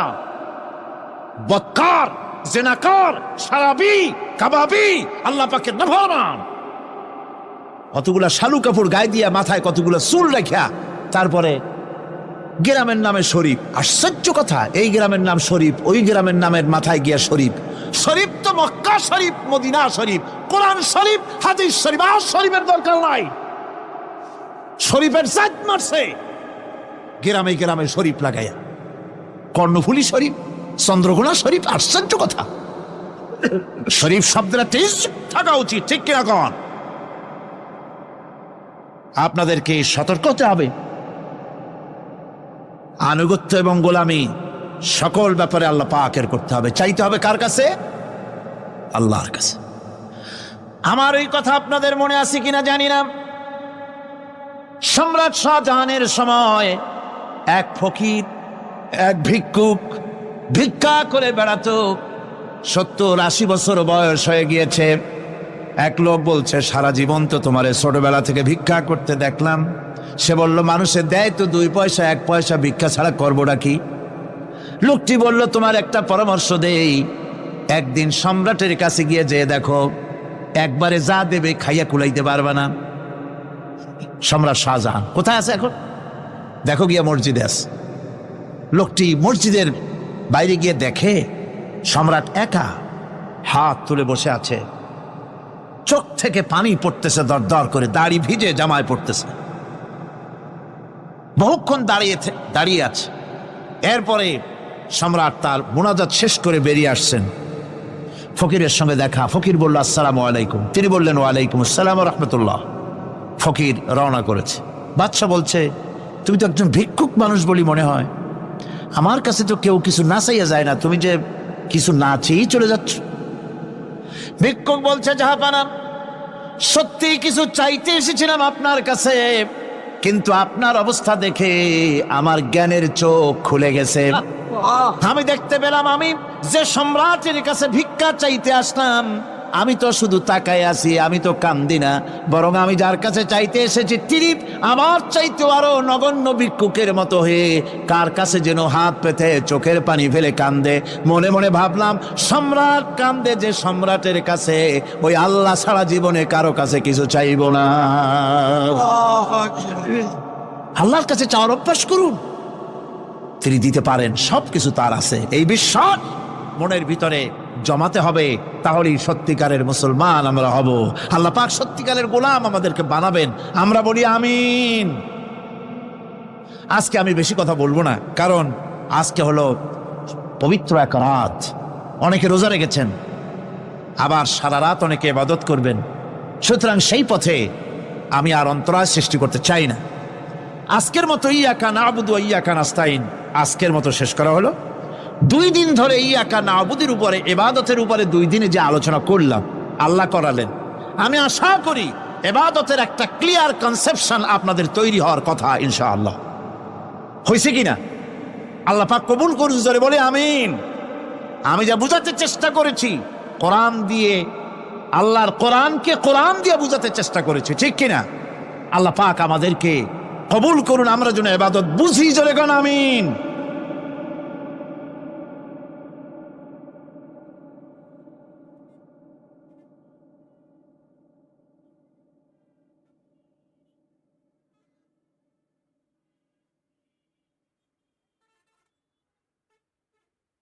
আবু আইয়ুব আনসারীর ঘরের সামনে গিয়ে ওঠ দাঁড়িয়ে গেল। আপনারা আছেন আমার সাথে? আবু আইয়ুব আনসারী আল্লাহর নবীর আসবাবপত্র সব ঘরে নিয়ে গেলেন। রসুল মদিনাতে এসেছে, একটা বাড়িতে অবস্থান করতেছে। সংবাদ সারা মদিনায় ছড়িয়ে পড়ল। দলে দলে লোকজন রসুলের সঙ্গে সাক্ষাৎ করতে আসলো। এদের ভিতরে অমুসলিমও ছিল, মুশরিক ছিল, ইহুদি ছিল, খ্রিস্টান ছিল। ইহুদিদের একটা দল, ওই কমিউনিটির ইহুদিদের ভিতরে সবচাইতে বড় যিনি আলেম ছিলেন, জ্ঞানী ছিলেন, বড় নেতা ছিলেন, নাম ছিল আব্দুল্লাহ ইবনে সালাম। কি নাম? যুবকরা কথা বলতেছে না, কি নাম? আব্দুল ইবনে সালাম রসুলের সঙ্গে সাক্ষাৎ করলেন, আপাদমস্তক দেখলেন, চেহারার দিকে তাকিয়ে বললেন, মুহাম্মদ সাল্লাল্লাহু, আমি ইহুদিদের নেতা, আমার আদেশে হাজার হাজার ইহুদি অনুসরণ করে। মদিনার কমিউনিটিতে আমি সবচেয়ে বড় আলেম, তাওরাতের হাফেজ। ইন্নী সাইলুকা আন সালাসিন লা ইয়ালামুহুন্না ইল্লা নাবিয়্যুন। আমি আপনাকে তিনটি প্রশ্ন করব, আমার বিশ্বাস নবী সারা পৃথিবীর কেউ এই তিনটি প্রশ্নের অ্যান্সার জানে না। একমাত্র নবীরা এই তিনটি প্রশ্নের অ্যান্সার বলতে পারবে, পৃথিবীর আর কেউ পারবে না। আপনি যদি সত্যিকার অর্থে রাসূল হবেন, নবী হবেন, তাহলে আমার প্রশ্নের জবাব দিন। রাসূল বললেন, তুমি প্রশ্ন করো। তিনি বললেন, আমার প্রথম প্রশ্ন হলো, আউয়ালু আশরাতুস সাআ মা হিয়া? মা হিয়া আউয়ালু আশরাতুস সাআ? কিয়ামত তো হবেই, পৃথিবী ধ্বংস তো হবেই, সাধারণ পৃথিবী আসমান জমিন সহকারে সব ধ্বংস হয়ে যাবে। কিন্তু কিয়ামত ধ্বংস, পৃথিবী ধ্বংস হওয়ার আগে কিছু কিছু আলামত ঘটবে। কিয়ামত, পৃথিবী ধ্বংস হওয়ার আগে বড় বড় কিছু আলামত সংঘটিত হবে। তার ভিতর থেকে পৃথিবী ধ্বংসের, কিয়ামতের বড় বড় আলামতের প্রথম আলামতটা কি? দ্বিতীয় প্রশ্ন, ইয়া রাসূলুল্লাহ, ওয়া আউয়ালু তুআমিন ইয়াকুলু আহলুল জান্নাহ? জান্নাতের সেই প্রথম খাদ্য কি, যেটা জান্নাতীরা প্রবেশ করেই খাবে? তৃতীয় প্রশ্ন হলো, মা হিয়া ইয়ানজাউল ওয়ালাদু ইলা আবিহি ওয়া ইলা উম্মিহি? কখন সন্তান তার মায়ের মতো হয়, কখন সন্তান তার বাবার মতো হয়? রাসূল বললেন, আব্দুল্লাহ ইবনে সালাম, তুমি এখন আমারে প্রশ্ন করেছো, কিছুক্ষণ আগে জিব্রাইল তোমার প্রশ্নের অ্যান্সারগুলি আমারে জানিয়ে দিয়ে গিয়েছে। তোমার প্রশ্ন হচ্ছে কিয়ামতের প্রথম আলামত কি? আছেন আপনারা? কিয়ামত তো হবেই, এটাকে অস্বীকার করার কোনো সুযোগ, কিন্তু কবে হবে, কখন হবে? ইন্নাল্লাহা ইনদাহু ইলমুস সাআ, সেটা আল্লাহ ভালো জানেন। জিব্রাইল রাসূলুল্লাহকে প্রশ্ন করেছে, ও রাসূল, কিয়ামত কখন হবে আপনি বলেন। রাসূল বলছিলেন, মাল মাসউলু আনহা বিআলাম মিনাস সাইল। জিব্রাইল, আমি জানি না, আপনি জানলে বলেন।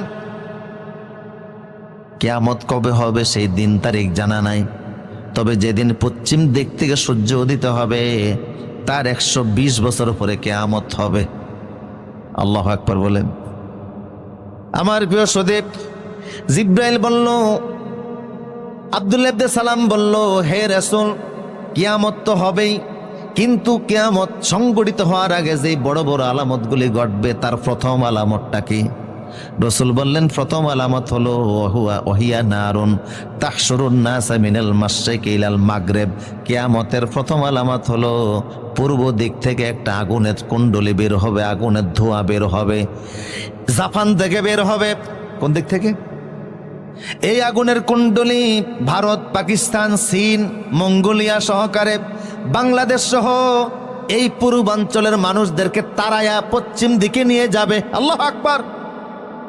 এমন এক আগুন পূর্ব দিক থেকে আল্লাহ বের করে দিবেন, যে আগুনকে নিবানোর মতো ক্ষমতা পৃথিবীর কারো থাকবে না। এখন তো নিমতলিতে আগুন লাগলে বন্ধ করা সম্ভব, পানি ডাললে আগুন নিভে যায়, লঞ্চের মধ্যে আগুন লাগলে সেটাও নিবানো সম্ভব, বিমানের মধ্যে আগুন লাগলেও নিবানো সম্ভব। কিন্তু কিয়ামতের প্রথম আলামত হিসেবে যে আগুনটা আল্লাহ পূর্ব দিক থেকে বের করে দিবেন, ওই আগুনকে নিবানোর মতো ক্ষমতা পৃথিবীর কোনো ফায়ার সার্ভিসের নাই। এটা প্রথম আলামত। বুঝতেছেন কথা?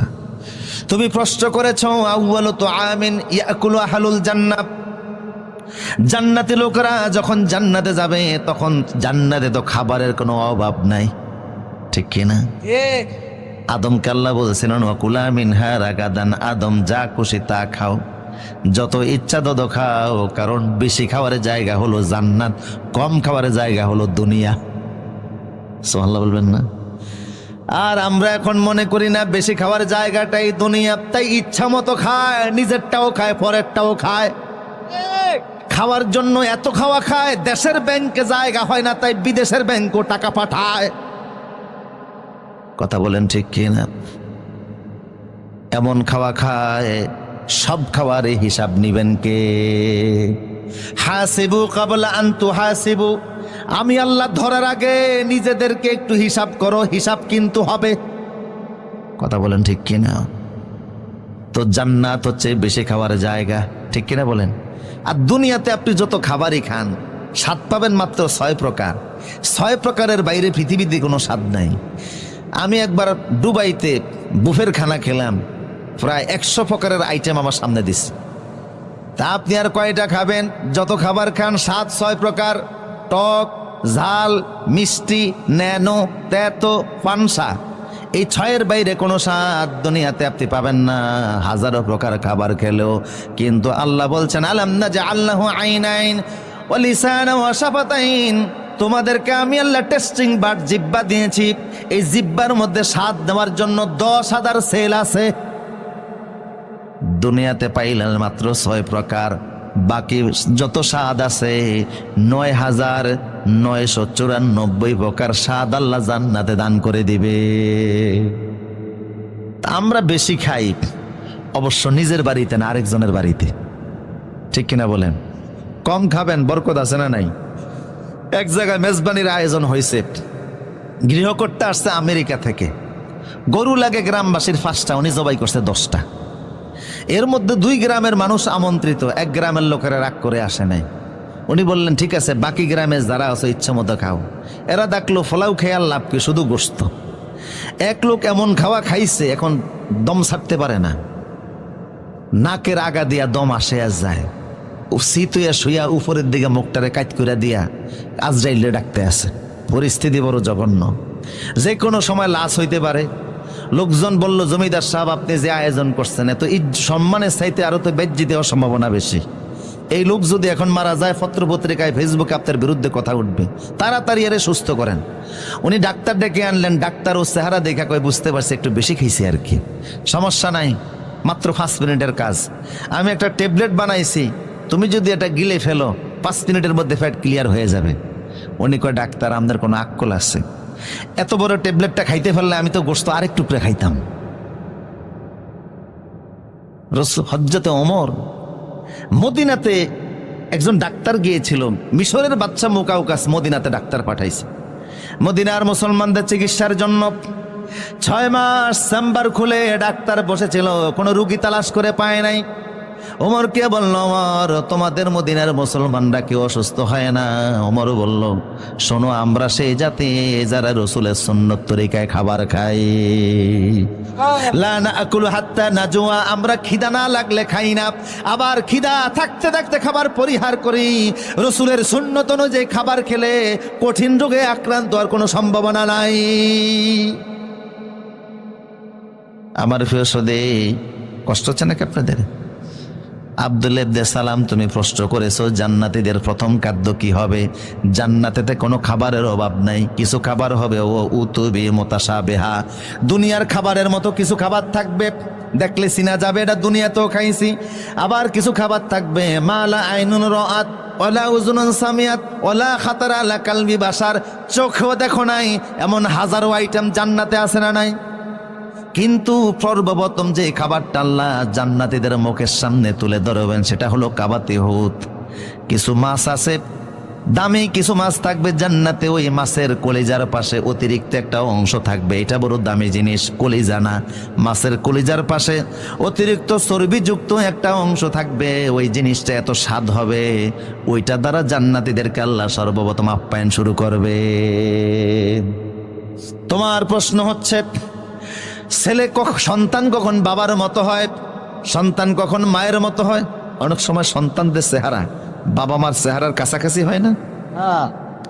রসুল বললেন যে দেখো, ফিতার পৃষ্ঠদেশ থেকে যখন এক স্পাম বের হয়, ইয়াখরুজু মিন বাইনিস সুলবি ওয়াত তারাইব, আর মায়ের বক্ষপিঞ্জর থেকে ওবাম বের হয়, এটা ভাইজিনাল লিকুইড, এটা যদি বের হয়, বাবারটা যদি স্পামটা যদি আগে বের হয় তাহলে সন্তান বাবার চেহারার মতো হয়। যদি মা ওবামটা আগে বের হয় তাহলে সন্তান মায়ের মতো হয়। আম মজলিসে এর চাইতে আর অন্য কোনো ভাষায় আমার বলার সুযোগ নাই। আব্দুল্লাহ ইবনে সালাম বললেন, হে রাসূল, আপনি যা বলছেন হুবাহুব তাওরাতের সাথে মিলে গেছে, আমি সাক্ষ্য দিচ্ছি আপনি আল্লাহর রাসূল। হাত ইয়াদাক, আপনার হাত আগে দেন, আমারে পড়েন, আশহাদু আল্লা ইলাহা ইল্লাল্লাহু ওয়াহদাহু লা শারীকা লাহু ওয়া আশহাদু আন্না মুহাম্মাদান আবদুহু ওয়া রাসূলুহু। কালেমা পড়ে তিনি মুসলমান হয়ে গেলেন। বললেন, হে রাসূল, আমি যে মুসলমান হয়ে গেলাম, আমি আগের থেকেই জানি যে আপনি আল্লাহর রাসূল। শুধু আমি নই, তামাম মদিনাতে এমন কোন ইহুদি নাই যে আপনারে চিনে না, কারণ তাওরাতে, ইনজিলে, আসমানি কিতাবে আপনার হুবাহুব যা বর্ণনা হয়েছে বাস্তব মুহাম্মদ। ইহুদিরা রাসূলকে কেমন চিনা চিনতো, আমার সাবজেক্ট খুব গুরুত্বপূর্ণ, তারপরে লোভ সামলাতে পারতেছেন। একটা হাদিস শোনাচ্ছি আপনাদেরকে, কষ্ট হচ্ছে মনে হয় আপনাদের। রাসূল সাল্লাল্লাহু আলাইহি ওয়াসাল্লাম যখন খাইবার বিজয় করলেন, খাইবার মদিনা থেকে প্রায় 70 কিলোমিটার দূর। খাইবার বিজয়ের পরে গনিমতের মাল হিসাবে যত সম্পদ, নারী আর শিশু মুসলমানদের হাতে আসলো, এগুলি বন্টিত হয়ে গেল। এর মধ্যে কিছু নারীরা ছিল, তারাও সাহাবীদের মাঝে বন্টিত হলো। আপনারা বুঝতেছেন কথা? তার মধ্যে একজন নারী হযরত সাফিয়া রাদিয়াল্লাহু তাআলা আনহা, তিনি আমাদের আম্মা জান উম্মুল মুমিনিন, তিনি হযরত দাহিয়া কালবির ভাগে পড়ছেন। সাজ্জাদা সাফিয়া রাসূলুল্লাহর কাছে প্রস্তাব পাঠালেন যে, আমরা এখন পরাজিত, আমার বাপদাদা আপনার হাতে মারা গেছে, গোটা খাইবার কমিউনিটি আপনার হাতে চলে গেছে, ধন সম্পদ যা পাইছেন সব ভাগ কইরা নিছেন, কোনো আপত্তি নাই, কিন্তু আমি একজন নারী, সাধারণ নারী না। আমার বাবা হচ্ছে হুয়াই ইবনে আখতাব, যিনি গোটা ইহুদিদের নেতা, প্রেসিডেন্ট এই এলাকার। আমি হারুন নবীর বংশধর, মুসা আলাইহিস সালামের বড় ভাই হারুনের বংশধর আমি। কাজে আমারে জাত্তার কাছে তো আপনি বিয়ে দিতে পারেন না। বিয়ের ক্ষেত্রে আপনার নিয়ম অনুযায়ী একটা তরিকা আছে, একটা সমতা আছে, আছে না নাই? সমতা নাই বিদায় আজকে আমাদের দেশে ডিভোর্সের সংখ্যা বাড়তেছে। অপরিপক্ক বয়সে ছেলে মেয়ে প্রেম করে এমন এক জায়গায় চলে যায়, বাবাও অনেক সময় লোক লজ্জায় শরমে পরিচয় পর্যন্ত দিতে পারেন, এরকম আছে না নাই?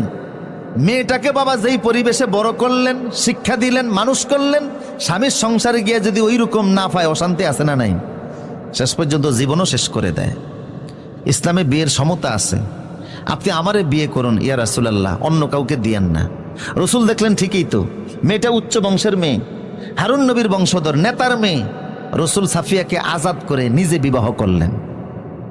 বাসর করে যখন রসুলুল্লাহ গেলেন, আল্লাহর নবী তাকিয়ে দেখে হযরত সাফিয়ার গালের মধ্যে 5 আঙ্গুলের দাগ। রসুল বললেন, সাফিয়া রে, তোমার গালের মধ্যে এত জোরে কে মেরেছে? 5 আঙ্গুলের দাগ লেগে আছে। সাফিয়া বললে, রাসূলুল্লাহ, আজকে সকালবেলা খাইবার আপনারা বিজয় করেছেন, গতকাল রাতে আমি আমার পূর্বের স্বামী ইহুদি স্বামীর সঙ্গে ঘুমিয়েছিলাম। রাত যখন গভীর হয়ে গেল, আমি একটা স্বপ্ন দেখলাম। কি স্বপ্ন দেখেছ? স্বপ্নের কথা বলতেই স্বামী আমার গালে থাপ্পড় লাগিয়েছিল। কি এমন স্বপ্ন দেখলা যে তোমার স্বামী তোমাকে থাপ্পড়ে দিল? সাফিয়া বলছে রাদিয়াল্লাহু তাআলা আনহা, ইয়া রাসূলুল্লাহ, আমি স্বপ্নের মধ্যে দেখি আকাশের চাঁদ নামতে নামতে, আকাশ থেকে চাঁদটা নামতে নামতে আমার ডান কোলের মধ্যে চলে এসেছে। আমি এই স্বপ্ন দেখার পরে ঘুম থেকে জেগে গেলাম। আচমকা আমার ঘুম ভেঙে গেল। স্বামীকে ডেকে বলছি, স্বামী রে, কি স্বপ্ন দেখলাম? আকাশের চাঁদ আমার কোলের মধ্যে চলে এসেছে। স্বামীর শরীরে যেই পরিমাণ শক্তি ছিল, সমস্ত শক্তি একত্রিত করে আমার ডান গালে 5 আঙ্গুল দিয়ে একটা থাপ্পড় বসিয়ে দিয়ে বলল, আহারে, তোর নিয়ে আমার দুঃখ হয়, তুই তো আমার থাকবি না, তুই অচিরেই মুহাম্মদের স্ত্রী হয়ে যাবি। আমার ইহুদি স্বামী সেও বুঝতে পেরেছে এই চাঁদ পৃথিবীর আর কেউ হতে পারে না, এই চাঁদ হচ্ছে মুহাম্মদ সাল্লাল্লাহু আলাইহি সাল্লাম। আল্লাহু আকবার। ইয়ারিফুনাহু কামা ইয়ারিফুনা আবনাআহুম। ওরা ওদের সন্তানদেরকে এতটা চিনতো না, আপনি যে রাসূল তারা এইভাবে জানতো। বুঝতেছেন কিনা? প্রসূতি আব্দুল্লাহ ইবনে সালাম বলছে, আপনি যে আল্লাহর রাসূল ওরা ভালো করে জানেন, কিন্তু ওরা গাদ্দারি করে, এদের পুরানো রীতি, ঠিক কিনা বলেন? এরা একদিনে পৃথিবীর 112 জন নবীকে হত্যা করেছে। এই ইহুদি জাত, পৃথিবীর এমন কোনো মানুষ নাই, এমন কোনো যুগ নেই যেই যুগে মানুষকে কষ্ট দেয় নাই। আজকের পৃথিবীতে এরা সবচেয়ে বেশি অশান্তির কারণ। ইউক্রেনে হামলা হয়েছে, আমি যুদ্ধ বন্ধ হইতে দোয়া করি নাই। এর আগে ইরাকে হামলা হয়েছে, দোয়া করছে। কথা কোন ঠিক কিনা? আফগানে হামলা হয়েছে, দোয়া করছে। কারণ ইউক্রেনের মূলত যুদ্ধ ইহুদি আর নাস্তিকদের যুদ্ধ। কথা বলেন ঠিক কিনা? 1991 সালে মার্কিন যুক্তরাষ্ট্রে একজন নাগরিক একটা বিড়ালকে হত্যা করেছিল। সেই অপরাধে ওই নাগরিকের বিরুদ্ধে মামলা হয়েছে মার্কিন যুক্তরাষ্ট্রে। $6,000 মার্কিন তার বিরুদ্ধে জরিমানা হয়েছে। বিড়াল হত্যার অপরাধে মার্কিন আদালতে বিচার হয়, $6,000 মার্কিন জরিমানা হয়। অথচ 2.5 বছরে ইতিহাসের জঘন্যতম নিকৃষ্ট পাপিষ্ঠ মিস্টার বুশ ইরাকে 18 লক্ষ মুসলমানকে হত্যা করেছে। তার বিরুদ্ধে মামলা, বিচার হওয়া তো দূরের কথা, মার্কিন আদালতে একটা মামলাও হয় নাই। কথা বলেন ঠিক কিনা? তোমাদের এই জাতিসংঘ, এটাকে আমরা খ্রিস্টান ক্লাব মনে করি, এছাড়া আর কিছু নয়। তবে দুঃখ লাগে, আজকের পৃথিবীর প্রায় 70% সম্পদ মুসলমানদের হাতে। 57টি স্বাধীন মুসলিম দেশ, তেল গ্যাস সহকারে আল্লাহ কি আমাদেরকে দেন নাই? আমরা ঐক্যবদ্ধ হলে কাফের মুশরিক পালিয়ে যাওয়ার রাস্তা খুঁজে পেত না। প্রিয় সুদীপ, ইম্পর্টেন্ট আলোচনা সামনে। একটু কষ্ট দিচ্ছি আপনাদেরকে, যদি একটু সামনের দিকে আসতেন। জায়গা কম হয়ে গেছে, প্যান্ডেল বড় করলে ভালো হতো। আমানুল্লাহপুরের ভাইরা, যার যার আমানত নিয়ে সামনে আসেন। জুতা, মোবাইল, মানিব্যাগ, চশমা, ছাতাও যদি থাকে, সামনের দিকে আসেন। একটু ফাঁকা জায়গাগুলি পূরণ করে সামনের দিকে আগে বসেন, যেহেতু দাঁড়ানো ভাইরা, পিছনের ভাইরা এসে বসতে পারে। শব্দ হবে না, আওয়াজ হবে না।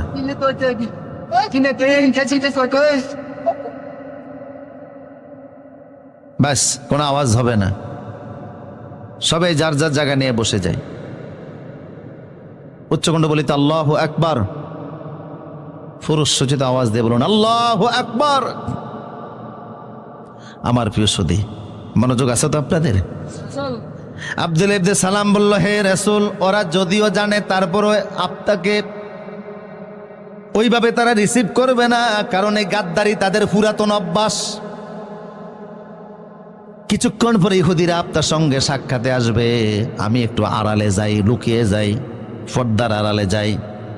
আপনি ওদেরকে ইসলামের আহ্বান জানাবেন, এরপরে আমার সম্পর্কে জানতে চাইবেন। দেখেন ওরা কি বলে। আব্দুল্লাহ ইবনে সালাম একটু পর্দার আড়ালে গেলেন। কিছুক্ষণের মধ্যে ইহুদিদের বড় একটা দল রসুলের সঙ্গে সাক্ষাৎ করতে আসলো। কথা বুঝতেছেন কিনা? আবু আইয়ুব আনসারীর ঘরে আসলো। ওরা আসার পরে সব ইহুদিদের কাল্লা রসুল বলেন, ও ইহুদিরা, বলি আহলাল কিতাব তাআলাউ ইলা কালিমাতিন সাওয়াইন বাইনানা ওয়া বাইনাকুম আল্লা না'বুদা ইল্লাল্লাহ। ও ইহুদিরা, তোমরা তো জানো আমি আল্লাহর রাসূল, এতে কোনো সন্দেহ নাই। আমি কোরআনের সাথে করে নিয়ে এসেছি, সর্বশেষ নবী হিসাবে এসেছে, রাসূল হিসাবে এসেছে। ঈসা এবং মূসা ওনারা আমার ব্যাপারে সত্যায়ন করেছেন, ভবিষ্যৎবাণী করে গেছেন যে আমি আসব। আমি যখন এসেই গেলাম, তোমরা আমার হাতে হাত রেখে কালেমা পড়ে মুসলমান হয়ে জান্নাতি হয়ে যাও। ইহুদিরা বলল, না, বাপ দাদার ধর্ম ছাড়ব না। রসুল বললেন, এটা তোমাদের ব্যক্তিগত ব্যাপার। কথা বুঝেন কিনা? তবে তোমাদের মধ্যে কাইফা ফিকুমুর রাজুল আব্দুল্লাহ ইবনে সালাম, তোমাদের একজন নেতা আছে আব্দুল্লাহ ইবনে সালাম, উনি কেমন মানুষ? সবাই বলল, ক্বালু হুয়া আখিয়ারুনা ওয়া আবুহু আখিয়ারুনা।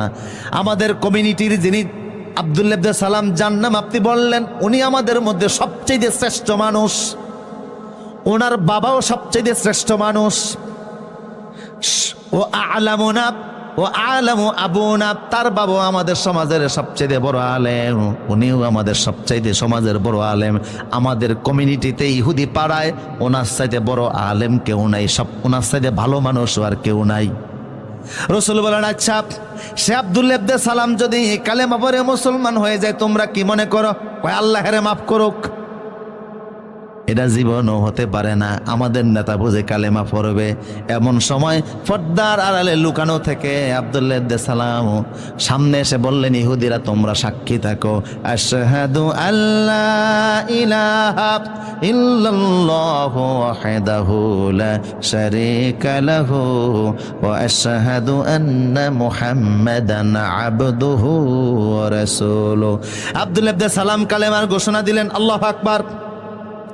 এখন ইহুদিরা চিৎকার মেরে উঠলো, কয় হুয়া শাররুনা ওয়া আবু শাররুনা, হে মোহাম্মদ, এর চাইতে নিকৃষ্ট মানুষ আমাদের সমাজে আর কেউ নাই, এর চাইতে মূর্খ লোক আর কেউ নাই। রাসূল কয়, একটু আগে কইলা কি, এখন কও কি? কথা বুঝেন কি না? একটু আগে না বলছো এর চাইতে ভালো মানুষ আর কেউ নাই, এর চাইতে ভালো আলেম আর কেউ নাই, এখন কেউ এর চাইতে জাহেল আর কেউ নাই, এর চাইতে মূর্খ লোক আর নিকৃষ্ট লোক আর কেউ নাই। তার মানে আমার দলে থাকলে অনেক বড় কিছু, আমার দলে না থাকলে অন্য কিছু। আমার দলে থাকলে বয়স যদি 40 হয়, হেতো মুক্তিযোদ্ধা। কথা কয় না কা? আমার বাড়িতে একজন আছে, আমার আব্বা মুক্তিযোদ্ধা ছিলেন, আলহামদুলিল্লাহ। আর আমার বিপক্ষে থাকলে যদিও দেশের জন্য, মানুষের জন্য, কোরআনের জন্য অনেক খেদমত করেছে, তারপরেও তার বিরুদ্ধে তোকমা আছে না নাই? হে রাসূল, এটা ওদের পুরাতন রীতি, বুঝেন না আপনারা কথা? এটা ওদের পুরাতন অভ্যাস, পুরাতন রীতি। ইয়া রাসূলুল্লাহ, আল্লাহ রাসূল বললেন, আব্দুল্লাহ ইবনে সালাম, ঠিক আছে, এরা যেহেতু হই হাল্লা শুরু করলো, রাসূল ওদেরকে বের করে দিলেন, যাও চলে যাও, তোমাদের অভ্যাস আগেরটাই পরিচয় দিয়েছো, কিছুক্ষণ আগে কি বলেছো, এখন কি বলতেছো, তোমরা নিজেরাই স্ববিরোধী। কথা বুঝেন কিনা? এই পর্যায়ে এসে আমি এখন যা বুঝাতে চাই, আছেন আমার সাথে? এই আব্দুল্লাহ ইবনে সালাম, উনি কালেমা পড়লেন, সহিভাবেই পড়লেন, ওনার সাথে আরো একদল ইহুদি সবাই কালেমা পড়ে মুসলমান হয়ে গেছে। আব্দুল্লাহ ইবনে সালাম এমন খাঁটি মুসলমান হলেন, আল্লাহ রাসূল এক হাদিসে বললেন, ওহুয়া আশিরুন মিন আশারাতিন মিন আহলিল জান্নাহ, জান্নাতের যদি 10 জন লোকের লিস্ট করা হয়, ওই জান্নাতের 10ম ব্যক্তি হলো আব্দুল্লাহ ইবনে সালাম। জান্নাতি যদি 10 জন লোকের লিস্ট করা হয়, ওই 10 জন লোকের একজন হলো আব্দুল্লাহ ইবনে সালাম। অথচ সে আব্দুল্লাহ ইবনে সালামের বিপক্ষে আল্লাহ সূরা বাকারা 208 নম্বর নাজিল করলেন। কি করছে আব্দুল্লাহ ইবনে সালাম? কেন আল্লাহ তাদেরকে ধমক দিয়ে সূরা বাকারার 208 নম্বর আয়াত নাজিল করলেন? বুঝতেছেন কথা? আব্দুল্লাহ ইবনে সালাম সেই যুগে ইসলাম কবুলের পরে ইসলামের পরিপূর্ণ বিধিবিধান মানতেছিল, রাসূলের শরীয়তের প্রত্যেকটা বিধিবিধান পালন করতেছিল, নামাজ পড়তেছিল, হজ যাকাত কুরবানি, শরীয়তের যত বিধিবিধান সব পালন করতেছে। কিন্তু পাশাপাশি মুসা নবীর শরীয়তেরও কিছু জিনিস মানতে শুরু করছে। কথা বুঝেন কিনা? কষ্ট হচ্ছে মনে হয় আপনাদের?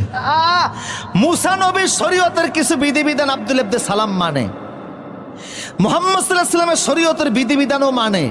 আল্লাহ ধমক দিয়ে আয়াত নাযিল করলেন, খবরদার, ইসলাম আসার পরে অন্য কোন ধর্মের বিধান আমি আল্লাহ অ্যাকসেপ্ট করব না। মুহাম্মদ সাল্লাল্লাহু আলাইহি ওয়াসাল্লামের শরীয়ত আসার পরে অন্য কোন নবীর শরীয়তকে আমি আল্লাহ স্বীকৃতি দিব না। আল্লাহু আকবার। এই সাহাবীদেরকে আল্লাহ ধমক দিচ্ছেন, মুসা নবীর শরীয়ত মানতে চাই। এখন বলেন আপনারা, মুসা নবী কি ইসলামের বাইরে? কথা কয় না? উনিও তো আল্লাহ রাসূল ছিলেন, সাধারণ রাসূল। ওয়াকাল্লামাল্লাহু মূসা তাকলিমা, যিনি আল্লাহর সাথে সরাসরি বিনা তারের কানেকশনে কথা বলতেন। তুর পাহাড়ে গিয়ে যখনই আল্লাহরে ডাক দিতেন, আল্লাহ ডাকে সাড়া দিতেন। কথা বলতে গিয়ে বলছেন, আল্লাহ কথা বলতে এত মজা, না জানি তোমার দেখতে কত মজা। আল্লাহ বললেন, না দেখার চিন্তা কইরো না। উনি কয় না, একটু দেখি না চেষ্টা কইরা। আল্লাহ বললেন, টেস্ট পরীক্ষা দাও। টেস্টের নমুনা হিসাবে আল্লাহ যতটা পরিমাণ নূর তুর পাহাড়ে ছেড়ে দিলেন। উনি ওই নূরের হিট সহ্য করতে না পেরে বেহুশ হয়ে পড়ে গেলেন। ফালাম্মা তাজাল্লা রাব্বুহু লিল জাবাল জাআলাহু দাক্কা ওয়া খাররা মূসা সায়কা, যখন তিনি বেহুশ হয়ে জমিনে পড়ে গেলেন, 7 দিন পর্যন্ত মূসা নবীর কোনো হুঁশ ছিল না। কয়দিন? 7 দিন পরে আল্লাহ বলে, মূসা রে, টেস্ট পরীক্ষায় তো পাস করো নাই, এখন কি দেখার ইচ্ছা আছে নাকি? উনি কয়, ক্বালা ইন্নী তুবতু ইলাইকা ওয়া আনা আউয়ালুল মুমিনিন। আল্লাহ তওবা করলাম, জীবনও দেখার নাম নিতাম না। বুঝতে পেরেছি, দেখার চিন্তা করে আমি ভুল করছি, তবে জান্নাতে দেখা দিও। তাইলে দেখতে না ফেললো, আল্লাহ নূরের হিট তাজাল্লির একটা ধাক্কা তো খাইছে। কথা বলেন ঠিক কিনা? তাওরাত ওনার উপরে এসেছে, জলিল কদর পয়গম্বর ছিলেন, রাসূল ছিলেন, আল্লাহ নূরের হিটে ধাক্কাও খেলেন, অথচ সেই নবীর শরীয়ত মানতেছে। আল্লাহ ধমক দিয়ে বললেন, খবরদার, মুহাম্মদ সাল্লাল্লাহু আলাইহি ওয়াসাল্লামের শরীয়ত আসার পরে অন্য কোন নবীর শরীয়ত মানা যাবে না। এখন প্রশ্ন, আব্দুল ইবনে সালাম মুসা নবীর কি মানতেছিল যে আল্লাহ ধমক দিলেন? কথা বুঝতেছেন কিনা? উনি দীর্ঘদিন তো ইহুদিদের নেতা ছিলেন, ঠিক কিনা, আলেম ছিলেন। তো ওনাদের ধর্মের ইহুদি শরীয়তে শনিবারকে সম্মান করার একটা বিধান ছিল। ঐতিহাসিকভাবে ওনারা শনিবারকে সম্মান করতেন, আর আল্লাহ মুহাম্মদ সাল্লাল্লাহু আলাইহি ওয়াসাল্লামকে দিয়েছেন জুমার দিন। সুবহানাল্লাহ বলবেন না?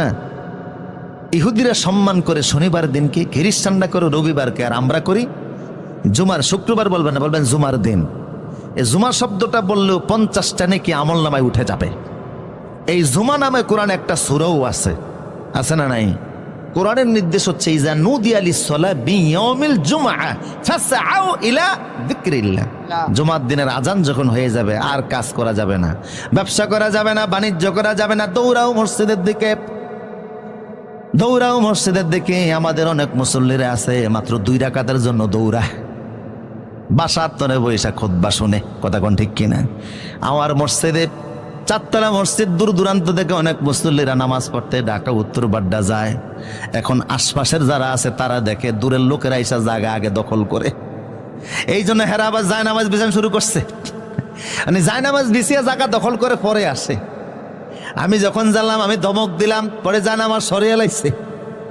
রসুল বলেছে, জুমার দিন তুমি যদি সবার আগে আগে যাও, ইমাম সাহেবের কাছে গিয়া বসো, অদ্দানা মিনাল ইমাম, ইমামের কাছাকাছি বসো, ফাস্তামা আল খুতবা, খুতবাগুলি যদি মনোযোগ সহকারে শোনো, তোমার বাড়ি থেকে মসজিদ পর্যন্ত যেতে প্রত্যেকটা কদমে আল্লাহ 1 বছরের আমল নামায় সওয়াব দান করে দিবেন, আর 1 বছরের গুনার সমস্ত আল্লাহ আমল নামা থেকে মিটাইয়া দিবেন। হাদিসটা সহিহ। 1 বছর নফল নামাজ পড়লে, রোজা রাখলে যেই সওয়াব 1 কদমে আল্লাহ আমল নামায় দিবেন, সেই সওয়াব। তার মানে হলো, তোমার বাড়ি থেকে মসজিদ পর্যন্ত যদি 100 কদম হয়, 1 জুমার দিনে 100 বছরের নাকি আমল নামায় উঠবে, 100 বছরের গুনাহকে আল্লাহ মিটাইয়া দিবেন। তাহলে আল্লাহ আমাদেরকে দিলেন কোন দিন? মুহাম্মদ সাল্লাল্লাহু আলাইহি ওয়াসাল্লামকে আল্লাহ কোন দিন দিয়েছেন? আর ইহুদিদের ছিল শনিবার। আব্দুল ইবনে সালাম পূর্বের অভ্যাস অনুযায়ী শনিবারকে একটু সম্মান করত। আর ইহুদি ধর্মে উটের গোশত খাওয়া হারাম ছিল। কিসের গোশত? উটের গোশত। কিন্তু ইসলামে হালাল না হারাম? হালাল। ইসলামে উটের গোশত খাওয়া হালাল। আব্দুল ইবনে সালাম বলছে, হে রাসূল, আমি ভালো করে জানি ইসলামে উটের গোশত খাওয়া হালাল, আমিও হালাল মনে করি, হারাম মনে করি না, কিন্তু পুরানো অভ্যাস অনুযায়ী হালাল মনে করার পরেও আমি খেতে চাই না। এই কারণে আল্লাহ এই মাত্র 2টি কারণে ধমক দিয়ে বললেন, খবরদার, ইসলামে যেহেতু উটের গোশত হালাল করা হয়েছে, পূর্বের অভ্যাস অনুযায়ী এটাকে বাদ দেওয়া যাবে না। অসুস্থতার কারণে, রোগের কারণে তুমি গোশত না খাও, সেটা ভিন্ন জিনিস, কিন্তু মুসা নবীর শরীয়তের কারণে উটের গোশত ছেড়ে দিবে, এটা আমি আল্লাহ বরদাস্ত করব না। কথা বুঝতেছেন কিনা? তোমার ডায়াবেটিস আছে, হার্টের রোগ আছে, তুমি গরুর গোশত না খাও, সেটা ভিন্ন জিনিস, কিন্তু অন্য ধর্মের ফিতির কারণে তুমি গরুর গোশত ভালোবাসবা না, গরু কুরবানি দিতে পারবে না। গরু কুরবানি দিলে অন্য ধর্মের প্রতি তোমার অশ্রদ্ধা হয়, এটা ইসলাম কখনো মেনে নিতে পারবে না। ভিন্ন ধর্মের কারণে শরীয়তে মুহাম্মদের কোন জিনিসকে অবজ্ঞা করা হবে, এটার কোনো সুযোগ নাই। কেমন সাহাবীদেরকে আল্লাহ ধমক দিলেন, শনিবারকে সম্মান করে আর উটের গোশত খায় না, আল্লাহ ধমক দিয়ে দিলেন, খবরদার, মুহাম্মদ সাল্লাল্লাহু আলাইহি ওয়াসাল্লামের শরীয়তে যা আসছে তা মানতেই হবে। কথা বলেন ঠিক কিনা? এর বাইরে অন্য কোন ধর্মের বিধিবিধান মানা, এতক্ষণ তো যে কইছেন, এবার আপনাদেরকে ধরতেছি। এই যে খেলা আসছে, কি আসছে? এই খেলা শব্দ নিয়ে তো এখন কত মুসিবত। কয় খেলা হবে, এটা আর যাই হোক রাজনৈতিক ভাষা হতে পারে না। কথা বলেন ঠিক কিনা? রাজনীতি একটা আদর্শ, ঠিক কিনা বলেন? এখন আর্জেন্টিনার ব্রাজিল খেলতেছে না? আমার দেশের 30 লক্ষ শহীদের বিনিময়ে দেশ স্বাধীন হলো। এই দেশের পতাকাও যুবকরা এত উড়ায় না, ব্রাজিল আর আর্জেন্টিনার পতাকা যত উড়ায়। উড়াই তো উড়াই, বউ ডিম বিক্রি করে পয়সা দিয়ে পতাকা উড়াইতে গেছে, বউ ঝাড়ু নিয়ে দৌড়ান শুরু করছে। বগুড়াতে দেখলাম যে ব্রাজিল গ্রেপ্তার হয়েছে। আরে বাবা, বাংলাদেশে ব্রাজিল গ্রেপ্তার হয়েছে মানে কি? দেখলাম এক মামলার 22 মামলার আসামি শীর্ষ সন্ত্রাসী, ওরে পুলিশে পাইয়া গ্রেপ্তার করছে। পত্রিকার শিরোনাম যে ব্রাজিল গ্রেপ্তার। আর তুমি আর্জেন্টিনা সাপোর্ট করো, দক্ষিণ আমেরিকার একটা সবচেয়ে বড় দেশ হলো আর্জেন্টিনা, সেই দেশে আজান দেওয়া নিষিদ্ধ। কি নিষিদ্ধ? আজান দেওয়া নিষিদ্ধ। 4,45,00,000 লোক ওই দেশে বসবাস করে। এর ভিতরে 91% হলো খ্রিস্টান, রাষ্ট্রীয় ধর্ম হচ্ছে খ্রিস্টান। 91% লোক বসবাস করে, 3% ইহুদি, 2% হলো মুসলমান। বিশাল বড় দেশ। সেই দেশের অর্ধেক ম্যানুফ্যাকচারিং থেকে তাদের 25% রেমিটেন্স আসে। খ্রিস্টানদের দেশ, রাষ্ট্র ধর্ম খ্রিস্টান। যেই দেশের পতাকা তুমি তোমার দেশে টানাও, অথচ সেই দেশের জাতীয় খেলা কিন্তু ফুটবল না। বুঝতেছেন নি কথা? আর্জেন্টিনার জাতীয় খেলা হচ্ছে ফাতু। ফাতু কি? আমার দেশের জাতীয় খেলার নাম কি? হ্যাঁ, হাডুডু। খেলছেন নি? ছোটবেলায় খেলছেন, ঠ্যাং ট্যাং না ধরে না, এর নাম হাডুডু। কিন্তু যেই দেশের কথা বলছে আর্জেন্টিনা, সেই দেশের জাতীয় খেলার নাম হলো ফাতু। এটা ঘোড়ার উপরে দাঁড়িয়ে বৈশা বৈশা খেলতে হয়, কম্বিনেশন মার্ক খেলা। সারা পৃথিবীতে তারা খেলার ফুটবলে পরিচিত। 1978 সালে তারা একবার বিশ্বকাপ ফুটবল জিতেছে, 1986 সালে বিশ্বকাপ ফুটবল জিতেছে। আমার দেশের এমন কোন যুবক নেই মেসি আর ম্যারাডোনার নাম না জানে। কথা কোন ঠিক কিনা? অনেকে হয়তো বা 5 জন সাহাবীর নাম বলতে পারবে না, কিন্তু ম্যারাডোনারে ভালো করেই চিনে। যে আর্জেন্টিনা ব্রাজিলের জন্য তুমি সমর্থন দিচ্ছ, ওদের পতাকা টানাতে গিয়ে বিদ্যুৎ স্পষ্ট হয়ে মারা পর্যন্ত যাচ্ছে। মিছিল করতেছো, মিটিং করতেছো, আবার দাবি করতেছো তো তুমি ইসলামে আসো। অমুসলিমদের কৃষ্টি কালচারকে সমর্থন করে ইসলামে থাকার কোনো সুযোগ নাই। আব্দুল্লাহ ইবনে সালাম শনিবারকে সম্মান করে, আল্লাহ ওইটা মানে না। আর তুমি অন্য দেশকে ভালোবাসতে গিয়া তুমি পতাকা লাগাতে গিয়া জীবন শেষ করে দিচ্ছ। তুমি মনে করতেছো তুমি ইসলামে আসো। কথা বুঝেন কিনা আমার প্রিয় সুদীপ? কাফের মুশরিকদের কোন রীতিনীতি ইসলাম পছন্দ? আপনারা বলতে পারেন হুজুর যুবকদেরকে তো বললেন আমরা তো আর পতাকাটা নাই না। কথা বুঝেন না? এই খেলা নিয়ে বাজি ধরা হয়, এরকম আছে না নাই? খেলা ধরতে গিয়ে মিছিল হয়, মিটিং হয়, পয়সা খরচ হয়, একটার প্রতি ইসলামের কোনো সমর্থন? আমার প্রিয় সুদীপ, আল্লাহ পাক বললেন ও সাহাবীরা খবরদার, ইয়া পড়েন, ইয়া আইয়ুহাল্লাযীনা আমানু দুখুলু ফিস-সিলমি কাফা ওয়া লা তাত্তাবিউ খুতুওয়াতিশ শাইতান ইন্নাহু লাকুম আদুউম মুবিন। ও ঈমানদারেরা, ঈমান আনো, তারপর ইসলামে প্রবেশ করো। আব্দুল্লাহ ইবনে সালামের মাধ্যমে আল্লাহ আমাদেরকে বুঝাচ্ছেন ইসলামে প্রবেশ করলে অন্য ধর্মের রীতিনীতি আদর্শ মানার কোনো সুযোগ। আমার প্রিয় সুদী, মুরব্বীরা বলতে পারেন, যুবকদেরকে বললেন আমাদের কি বলবেন? ইসলামের এমন কোনো বিধিবিধান নাই, কৃষ্টি কালচার নাই যা আমাদের জীবনের পরতে পরতে নাই। সব জায়গায় আছে। কথা বুঝেন কিনা? আমি 2-4টা উদাহরণ দিচ্ছি, তাহলে ভালো বুঝবেন। অমুসলিমদের সংস্কৃতি আমরা আমাদের জীবনের অনেকাংশে মানি, এরপরও দাবি করি আমি ইসলামে আছি। উদাহরণস্বরূপ মনে করেন আমরা খাবার খাই, খান কিনা? খাবার খাইতে গেলে খাবার কিনা লাগে কিনা? রাসূলুল্লাহ কিন্তু খাবার কিনতেন মক্কায়। হয়তোবা আবু জেহেল যে দোকান থেকে চাউল কিনতো, রাসূলও সেই দোকান থেকেই চাউল কিনতেন। কথা বুঝেন কিনা? আবু জেহেল হয়তোবা যে দোকান থেকে আটা কিনতো, রাসূলও সেই দোকান থেকে আটা কিনতেন। এতে কিন্তু আবু জেহেল অমুসলিমদের অনুসরণ হয় না। বিষয়টা এমন না যে আবু জেহেল উতবা সাইবা যেই দোকান থেকে বাজার করবে, যেই মার্কেট থেকে সদাই কিনবে, মুসলমান সেই মার্কেট থেকে কিনতে পারবে না। তাই রাসূল সিরিয়া থেকে বাতাইন না খাইতেন, ঘটনাটা এমন না। বরং একই দোকান থেকে হয়তোবা কিনতেন, একই বাজার থেকে কিনতেন। চাউল কেনার মধ্যেও কোনো অসুবিধা নাই, কাপড় কেনার মধ্যে কোনো অসুবিধা নাই, সদাই কেনার মধ্যে অসুবিধা নাই। অসুবিধা হলো খাওয়ানোর মধ্যে। খাইতে গেলে আমার একটা কালচার আছে, সংস্কৃতি আছে, ওদেরও একটা কালচার। যখন মুসলমান খাইতে যায়, রাসূল বলেন আমার সংস্কৃতি হলো কুল বিসমিল্লাহ। যখন তোমরা খাবার খাবা তখন তোমরা বিসমিল্লাহ বলে খাবার খাও। কিন্তু আবু জেহেলরা যখন খাবার খাইতো ওরা বলতো কুল বিল বিল বিসমিল উজ্জা বিসমিল্লাত, ওরা উজ্জার নামে, লাতের নামে, কৃষ্ণের নামে, ভগবানের নামে, গডের নামে খাবার খায়, আর মুসলমান খায় কার নামে? এই হচ্ছে পার্থক্য। তাইলে খাইতে গেলে ওদের একটা সংস্কৃতি আছে, আমারও একটা সংস্কৃতি আছে না নাই? ওরা হারাম খায়, শুকরের গোশত খায়, রক্ত খায়, অবৈধ টাকার ইনকাম খায়, আর মুসলমান খাবে ঠিক কিন্তু হারাম খাইতে। আবার রাসূল সাল্লাল্লাহু আলাইহি ওয়াসাল্লাম বলতেন খাবার খাবা। এইখানে হলো অমুসলিমদের সাথে আমাদের সাংস্কৃতিক পার্থক্য, বুঝেন কিনা? রাসূল বলতেন কুল বিয়ামিনিকা, খাও ডান হাতে খাও। কোন হাতে খাবেন? ওয়ালা তাকুলু বিশিমাল, বাম হাতে খাবা না। ফাইন্না শাইতানা ইয়াকুলু বিশিমাল, কারণ শয়তান খায় বাম হাতে। যেরকম কোন হাতে?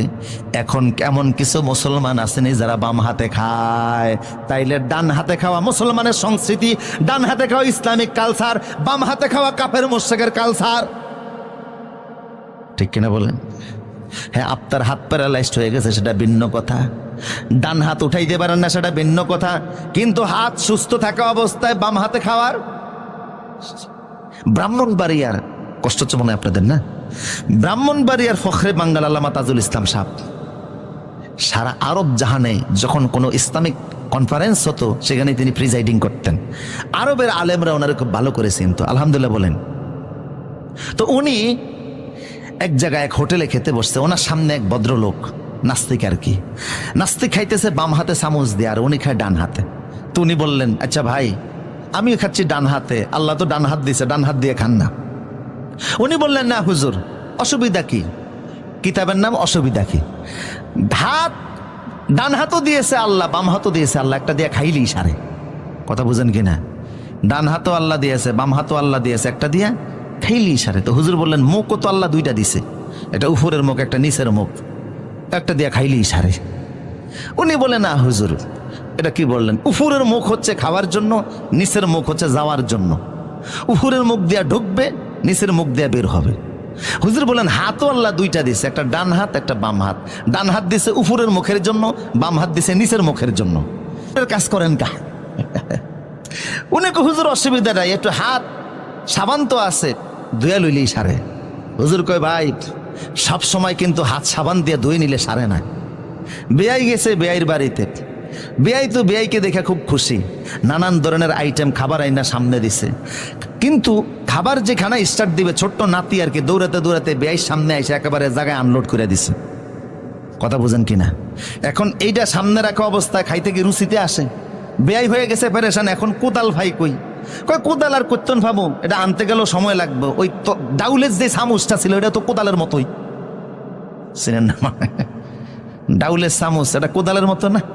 ওইটা দিয়া টান দিয়া উঠাইয়া জায়গা মতো ফেলে দিয়া ওইটারে কলের তনে পানি দিয়া ধুইয়া একেবারে কেয়ালেমন ডিটারজেন্ট পাউডার দিয়া ধুয়ে নিয়ে আসছে। কই বেয়াই সব কি করেন? কই ধুয়ে নিয়ে এসে সাবান দিয়া। কয় বেয়াইও যতই সাবান দিয়া তখন আমার রুচিতে আসবে না। তো বোঝা গেল সবসময় সাবান দিয়া ধুইলেও কি হয় না, রুচিতে আসে না। কথা বুঝতেছেন কিনা? ডান হাতে খাওয়া এটা ইসলামের সংস্কৃতি, বাম হাতে খাওয়া এটা কাফের মুশরিকদের সংস্কৃতি। তাইলে বোঝা গেল আমাদের খানার মধ্যে ইসলাম এবং অমুসলিমের বিধান আছে না নাই? আবার খানা যখন শেষ হয়ে যাবে, মুসলমান খাওয়া শেষে বলবে আলহামদুলিল্লাহিল্লাযী আতামানা ওয়া সাকানা ওয়া জাআলনা মিনাল মুসলিমিন। বলছি, একবার বলছি, আর আসার জায়গা নেই। একবার বলছিলাম এদিকে কিছু জায়গা আছে, আর বাস বসেন, জায়গায় বসে থাকেন। নাড়াচাড়ায় সমস্যা হয়, সঙ্গীত হবে তখন নাড়াচাড়া দিয়েন। আমার দিকে তাকান, ডিস্টার্ব দেওয়া যাবে না। উচ্চকণ্ঠ বলেন আল্লাহু আকবার। বাস আজকের ওয়াজ দাঁড়িয়েই শোনেন। কষ্ট হচ্ছে না তো আপনার? ইনশাল্লাহ দাঁড়িয়েই যদি কিছু ওয়াজ না শুনতে পারে, এরা ইসলাম বিজয় করবে কেমনে? সামনে তো কঠিন দিশা আসতেছে। কথা বলে ঠিক কিনা? ইসলামের জন্য যদি এক সাগর বুকে রক্ত দিতে হয়, রাজি আছে না নাই? কারা আছে হাত তুলে দেখো।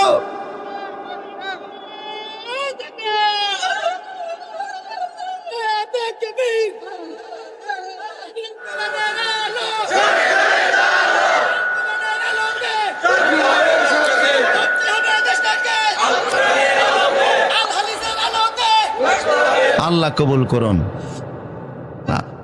আল্লাহু আকবার। আল্লাহ কবুল করুন। বলুন আমিন। আর জোরে বলুন আমিন। প্রসুদি যা বলছিলাম, তাহলে আমাদের খানার শেষে ওরা কোনো কিছু বলে না, আমাদের একটা দোয়া আছে না?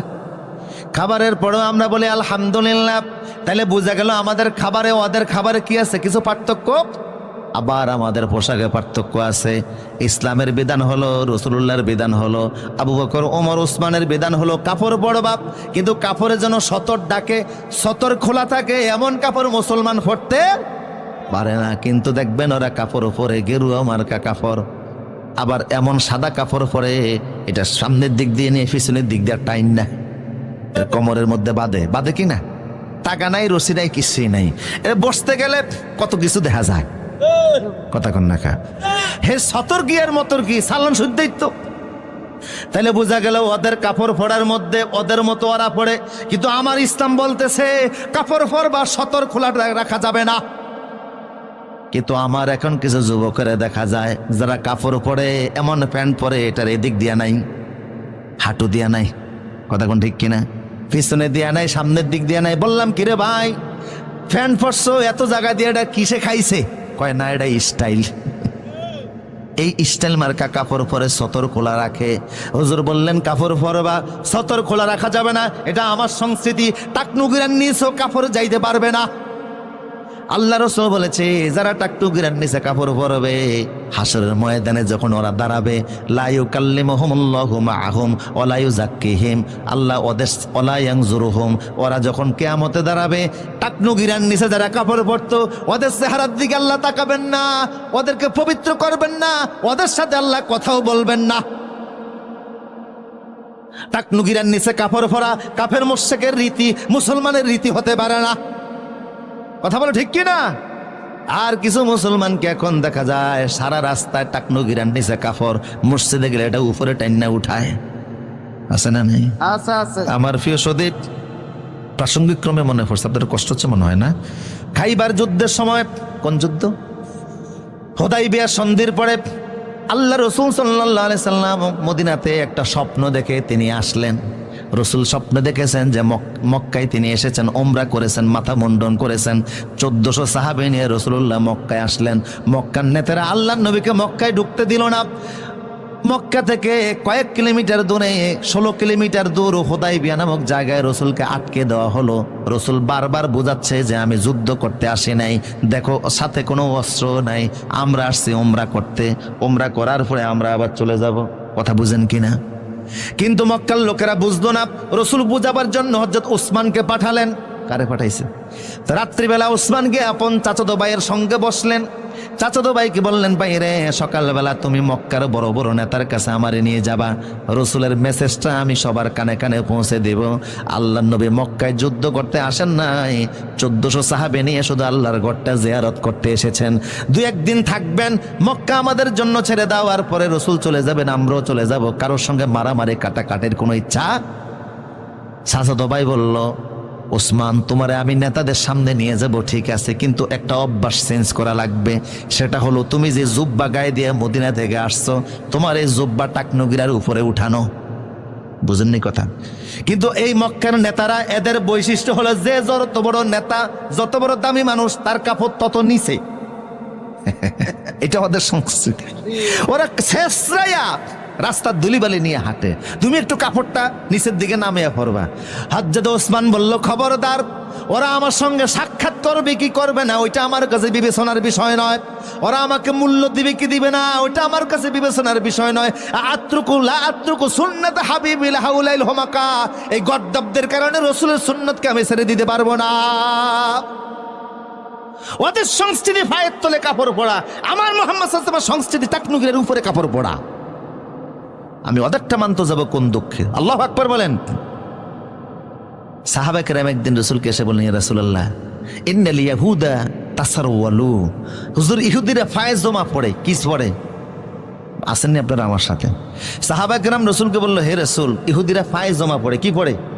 ফায়জমা পড়ে। এখন আমরা ফায়জমা পড়বো নি? আল্লাহ রাসূল বললেন, ইহুদিরা শুধুমাত্র পায়জামা পড়ে, লুঙ্গি পড়ে না। ইহুদিরা শুধু পায়জামা পড়ে, লুঙ্গি পরে না।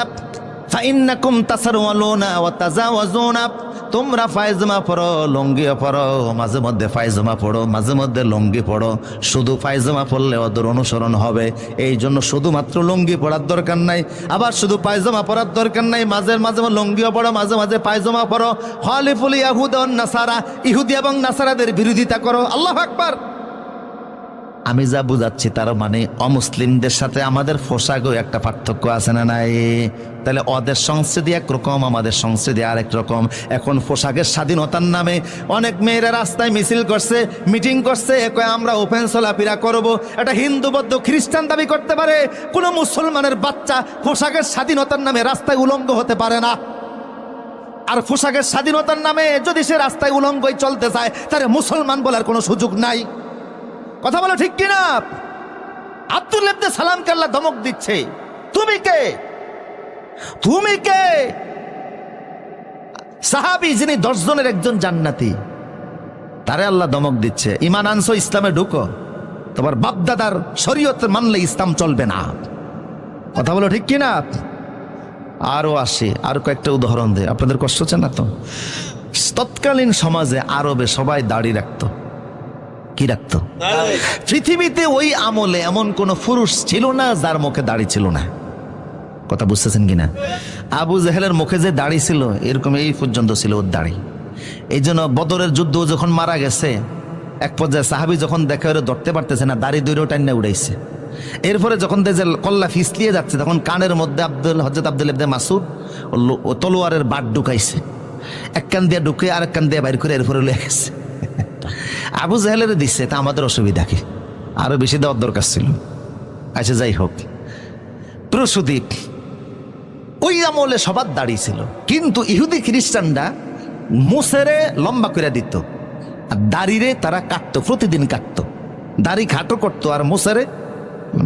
আল্লাহ রসুল বললেন ইফাউল লোহাব, বুখারী শরীফের 880 হাদিস, ইফাউল লোহা ওয়া কাসসু শাওয়ারিব। রসুল বললেন তোমরা দাড়িরে আল্লাহর ওয়াস্তে মাফ করো। রসুল বলেন নাই তোমরা দাড়ি রাখো, দাড়িকে লম্বা করো। রসুল বলেন নাই দাড়িকে লম্বা করো।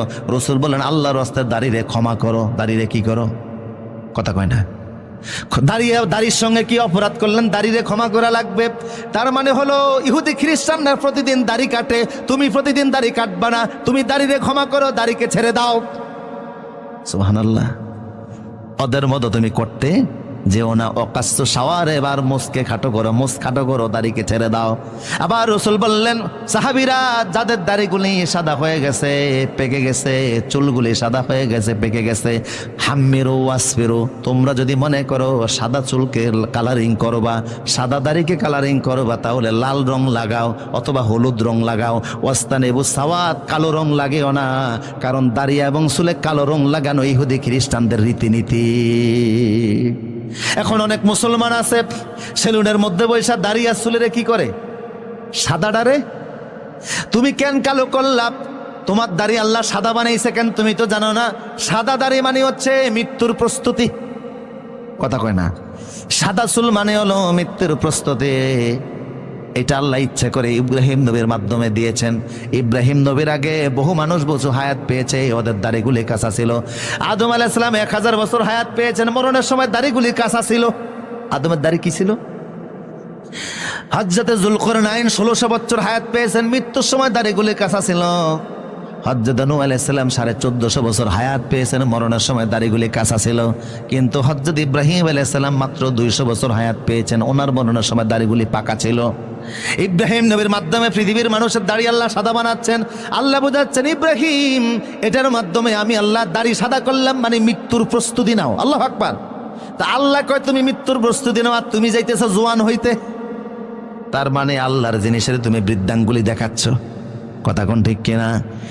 আবার কালো দাড়িরেও লাল বানানো যাবে, যেটা কালো আছে কালোই থাকবে, সাদা হইলে আপনি কালারিং করেন, লাল বানান অথবা হলুদ বানান, কিন্তু কালো দাড়িরে কালো চুলেরে কালারিং করা যাবে।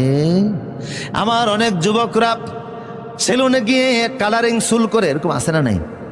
দোকানে গিয়ে বলে মেসির মতো চুল রেখে দাও, রোনালদোর মতো রেখে দাও, রিবালদোর মতো রেখে দাও, তুমি মুসলমান আদর্শ মানতেছে কারে? আমার প্রিয় সদে, সুতরাং চুল দাড়ি তো অমুসলিমদের আদর্শ মানা যাবে? রাসূল সব জায়গায় বিরোধিতা করছে। আজকে আমাদের জীবনে সকল ক্ষেত্রে ইহুদি খ্রিস্টানদের অনুসরণ, রাসূল বিরোধিতা করছেন সব জায়গায়। আল্লাহ রাসূল সাল্লাল্লাহু আলাইহি ওয়াসাল্লাম দেখলেন ইহুদি খ্রিস্টানরা জুতা নিয়ে মসজিদে ঢুকে না। ওরা মনে করে মসজিদে জুতা নিয়ে প্রবেশ করা হারাম। ইহুদিরা মনে করতো মসজিদে জুতা নিয়ে প্রবেশ করা কি হারাম। এটার পক্ষে তাদের দলিলও আছে। মুসা আলাইহিস সালাম যখন তুর পাহাড়ে গিয়েছিল, আল্লাহ তখন মুসাকে দমক দিয়ে জুতা খুলাই ফেলছে। ফাখলানা আলাইক, মুসা ফায়েজ জুতা খোলো, ইন্নাকা বিল ওয়াদিল মুকাদ্দাস তুয়া, তুমি পবিত্র একটা উপত্যকার মধ্যে আছো, জুতা নিয়ে এখানে যাওয়া যাবে না। সে থেকে ইহুদিরা মনে করে কোনো পবিত্র জায়গায় জুতা নিয়ে যাওয়া যাবে না, এমনকি মসজিদে জুতা নিয়ে প্রবেশ করাও হারাম। রাসূল বললেন এটা তাদের এই শরীয়ত মানা যাবে না। মুসলমান ইন্নাল ইয়াহুদা ওয়ান নাসারা লা ইউসাল্লুনা নিআলিহিম ওয়া খিফাফিহিম, ইহুদি খ্রিস্টান জুতা নিয়ে তারা মসজিদে ঢুকে না, হারাম মনে করে। আমি বলতেছি তোমরা জুতা নিয়ে নামাজও আদায় করো। আল্লাহু আকবার। জুতা নিয়ে কি পড়ো? নামাজ পড়ো। সাহাবা কেরাম জুতা নিয়ে নামাজ পড়তেন। জুতা পায়ে দিয়ে নামাজ পড়তে কোনো অসুবিধা নাই, যদি জুতা কি হয়। তার মানে এই নয় যে আপনি জুতার তলায় করে ময়লা নিয়ে মসজিদ নাফাক বানিয়ে দিবেন। মসজিদকে পবিত্র রাখা লাগবে। ইব্রাহিম নবীর আল্লাহ বলছেন আনতাখিরা বাইতি আলি তাইফিনা ওয়াল আকিফিনা ওয়া রুকাই সুজুদ। ইব্রাহিম, আমার ঘর কাবাকে পবিত্র রাখো, মসজিদ পবিত্র রাখা, পরিচ্ছন্ন রাখা, এটা ঈমানের অঙ্গ। আল্লাহ রাসূল বলতেন ইজা রাআইতুমুর রাজুলু ইয়াতাদু ফিল মাসাজিদ ফাশহিদু লাহু বিল ঈমান, মসজিদ জারু দিয়া যারা পবিত্র রাখে ওদেরকে তোমরা মুমিন বলে স্বীকৃতি দিয়া দিও। তাই মসজিদ পবিত্র রাখতে হবে, কিন্তু এমন জুতা পরলেন যেই জুতা নিয়ে মসজিদে ঢুকলে মসজিদ নাপাক হয় না, আর নামাজ পড়তে গেলে রুকু সিজদার ব্যাঘাত ঘটে না। এই অবস্থায় জুতা নিয়ে নামাজ পড়াও জায়েজ আছে না নাই? আমার প্রিয় সৌদি, তার মানে হলো ইহুদি খ্রিস্টানদের বিধিবিধান মানা যাবে না। আমার ভাইরা, এখন আসেন, আব্দুল্লাহ ইবনে সালামকে আল্লাহ পাক বললেন, মনোযোগ আছে, উদখুলু ফিস সিলমে, মুসা নবীর শরীয়ত মানা যাবে না, মুহাম্মদ সাল্লাল্লাহু আলাইহি ওয়াসাল্লামের শরীয়ত পরিপূর্ণরূপে মানা লাগবে, অন্য কোনো ধর্মের রীতিনীতি পালন করা যাবে না। আর আমি সংক্ষিপ্ত টাচ দেয়া দেখলাম, অমুসলিমদের রীতিনীতি আমাদের জীবনের পরতে পরতে আছে, আমাদের বিয়ে শাদীতে আছে, আমাদের সংস্কৃতিতে আছে। 31 নাইট পালন করেন, এটা কার সংস্কৃতি? 14 ফেব্রুয়ারি ভালোবাসা দিবস পালন করেন, কার সংস্কৃতি? পহেলা বৈশাখের নামে উন্মাদনা করেন, এটা অমুসলিমদের সংস্কৃতি। কথা বলো ঠিক কিনা? এমনকি আমার প্রিয় সদী, কোরআনের আইন আল্লাহ দিয়েছেন দেশ ও সমাজ রাষ্ট্র পরিচালনা করার জন্য। আল্লাহর সে আইন বাদ দিয়ে ব্রিটিশদের আইনে আমরা দেশ ও সমাজ চালাই। কথা কোন ঠিক কিনা? অমুসলিমদের আইন দিয়ে বিচার ফায়সালা করি, রাষ্ট্র সমাজ চালাই, আর তুমি মনে করি ইসলামের মধ্যে আছে এত সোজা না। কথা বলো ঠিক কিনা? উদখুলু ফিস সিলমে কাফা, ইসলামে যখন ঢুকেছো আর কারোর আইন মানা যাবে না। সংসদ থেকে শুরু করে জীবনের সকল ক্ষেত্রে আল্লাহর আইন মানতে হবে। ঠিক কিনা বলেন? এখন শেষ কথা বলছি, আল্লাহ কি বললেন? উদখুলু ফিস সিলমে কাফা, ইসলামে প্রবেশ করো। তাহলে বুঝা, ইমানদার যারা ইমান আনছে ওদেরকে বললেন আল্লাহ ইসলামে ঢুকো। তার মানে হচ্ছে ইমান এক জিনিস, ইসলাম আরেক জিনিস। এখন ইমান কি আর ইসলাম কি? সংক্ষেপ বলছি, 2 মিনিটের ভিতরে বলছি। ইমান শব্দের অর্থ হচ্ছে বিশ্বাস। ইমান শব্দের অর্থ কি? আল্লাহর প্রতি বিশ্বাস, আখিরাতের প্রতি বিশ্বাস, পরকালে বিশ্বাস, নবী রাসূলে বিশ্বাস, তাকদীরে বিশ্বাস। শুধু এক কথায় বিশ্বাসের নাম হলো, আওয়াজ দিয়ে বলেন, বিশ্বাসের নাম হলো ইমানের আরেক নাম বিশ্বাস। আর ইসলাম কি? হাদিসে জিব্রাইল, হাদিসে জিব্রাইলের মধ্যে আছে ইসলাম হলো আনতাশহাদা আল্লা ইলাহা ইল্লাল্লাহ ওয়া আন্না মুহাম্মাদুর রাসূলুল্লাহ ওয়া তুকিমুস সালাহ ওয়া তুতিয়াজ যাকাত ওয়া তাসুমা রমাদান। ইসলাম মানে হচ্ছে আল্লাহ এবং রসুলে বিশ্বাস করা, নামাজ প্রতিষ্ঠা করা, যাকাত দেওয়া, হজ পালন করা, অর্থাৎ ইসলামের যাবতীয় আদেশ পালন করা। সুবহানাল্লাহ। তাহলে কোরআন ও সুন্নাহর যাবতীয় আদেশ পালনের নাম হলো ইসলাম, শুধু বিশ্বাসের নাম হলো ঈমান। কথা কোন ঠিক কিনা? তো যারা শুধু বিশ্বাস করে বসে আছে এদের ঈমান আছে, কিন্তু ইসলামের বিধিবিধান পালন না করলে ইসলামে ঢুকছেনি। কথা বলেন না? তাই আমাদের সমাজে এখন মুসলমান, ইসলাম যারা পালন করে এরা হলো মুসলিম, ইমান বিশ্বাস যারা আনছে এরা হলো মুমিন।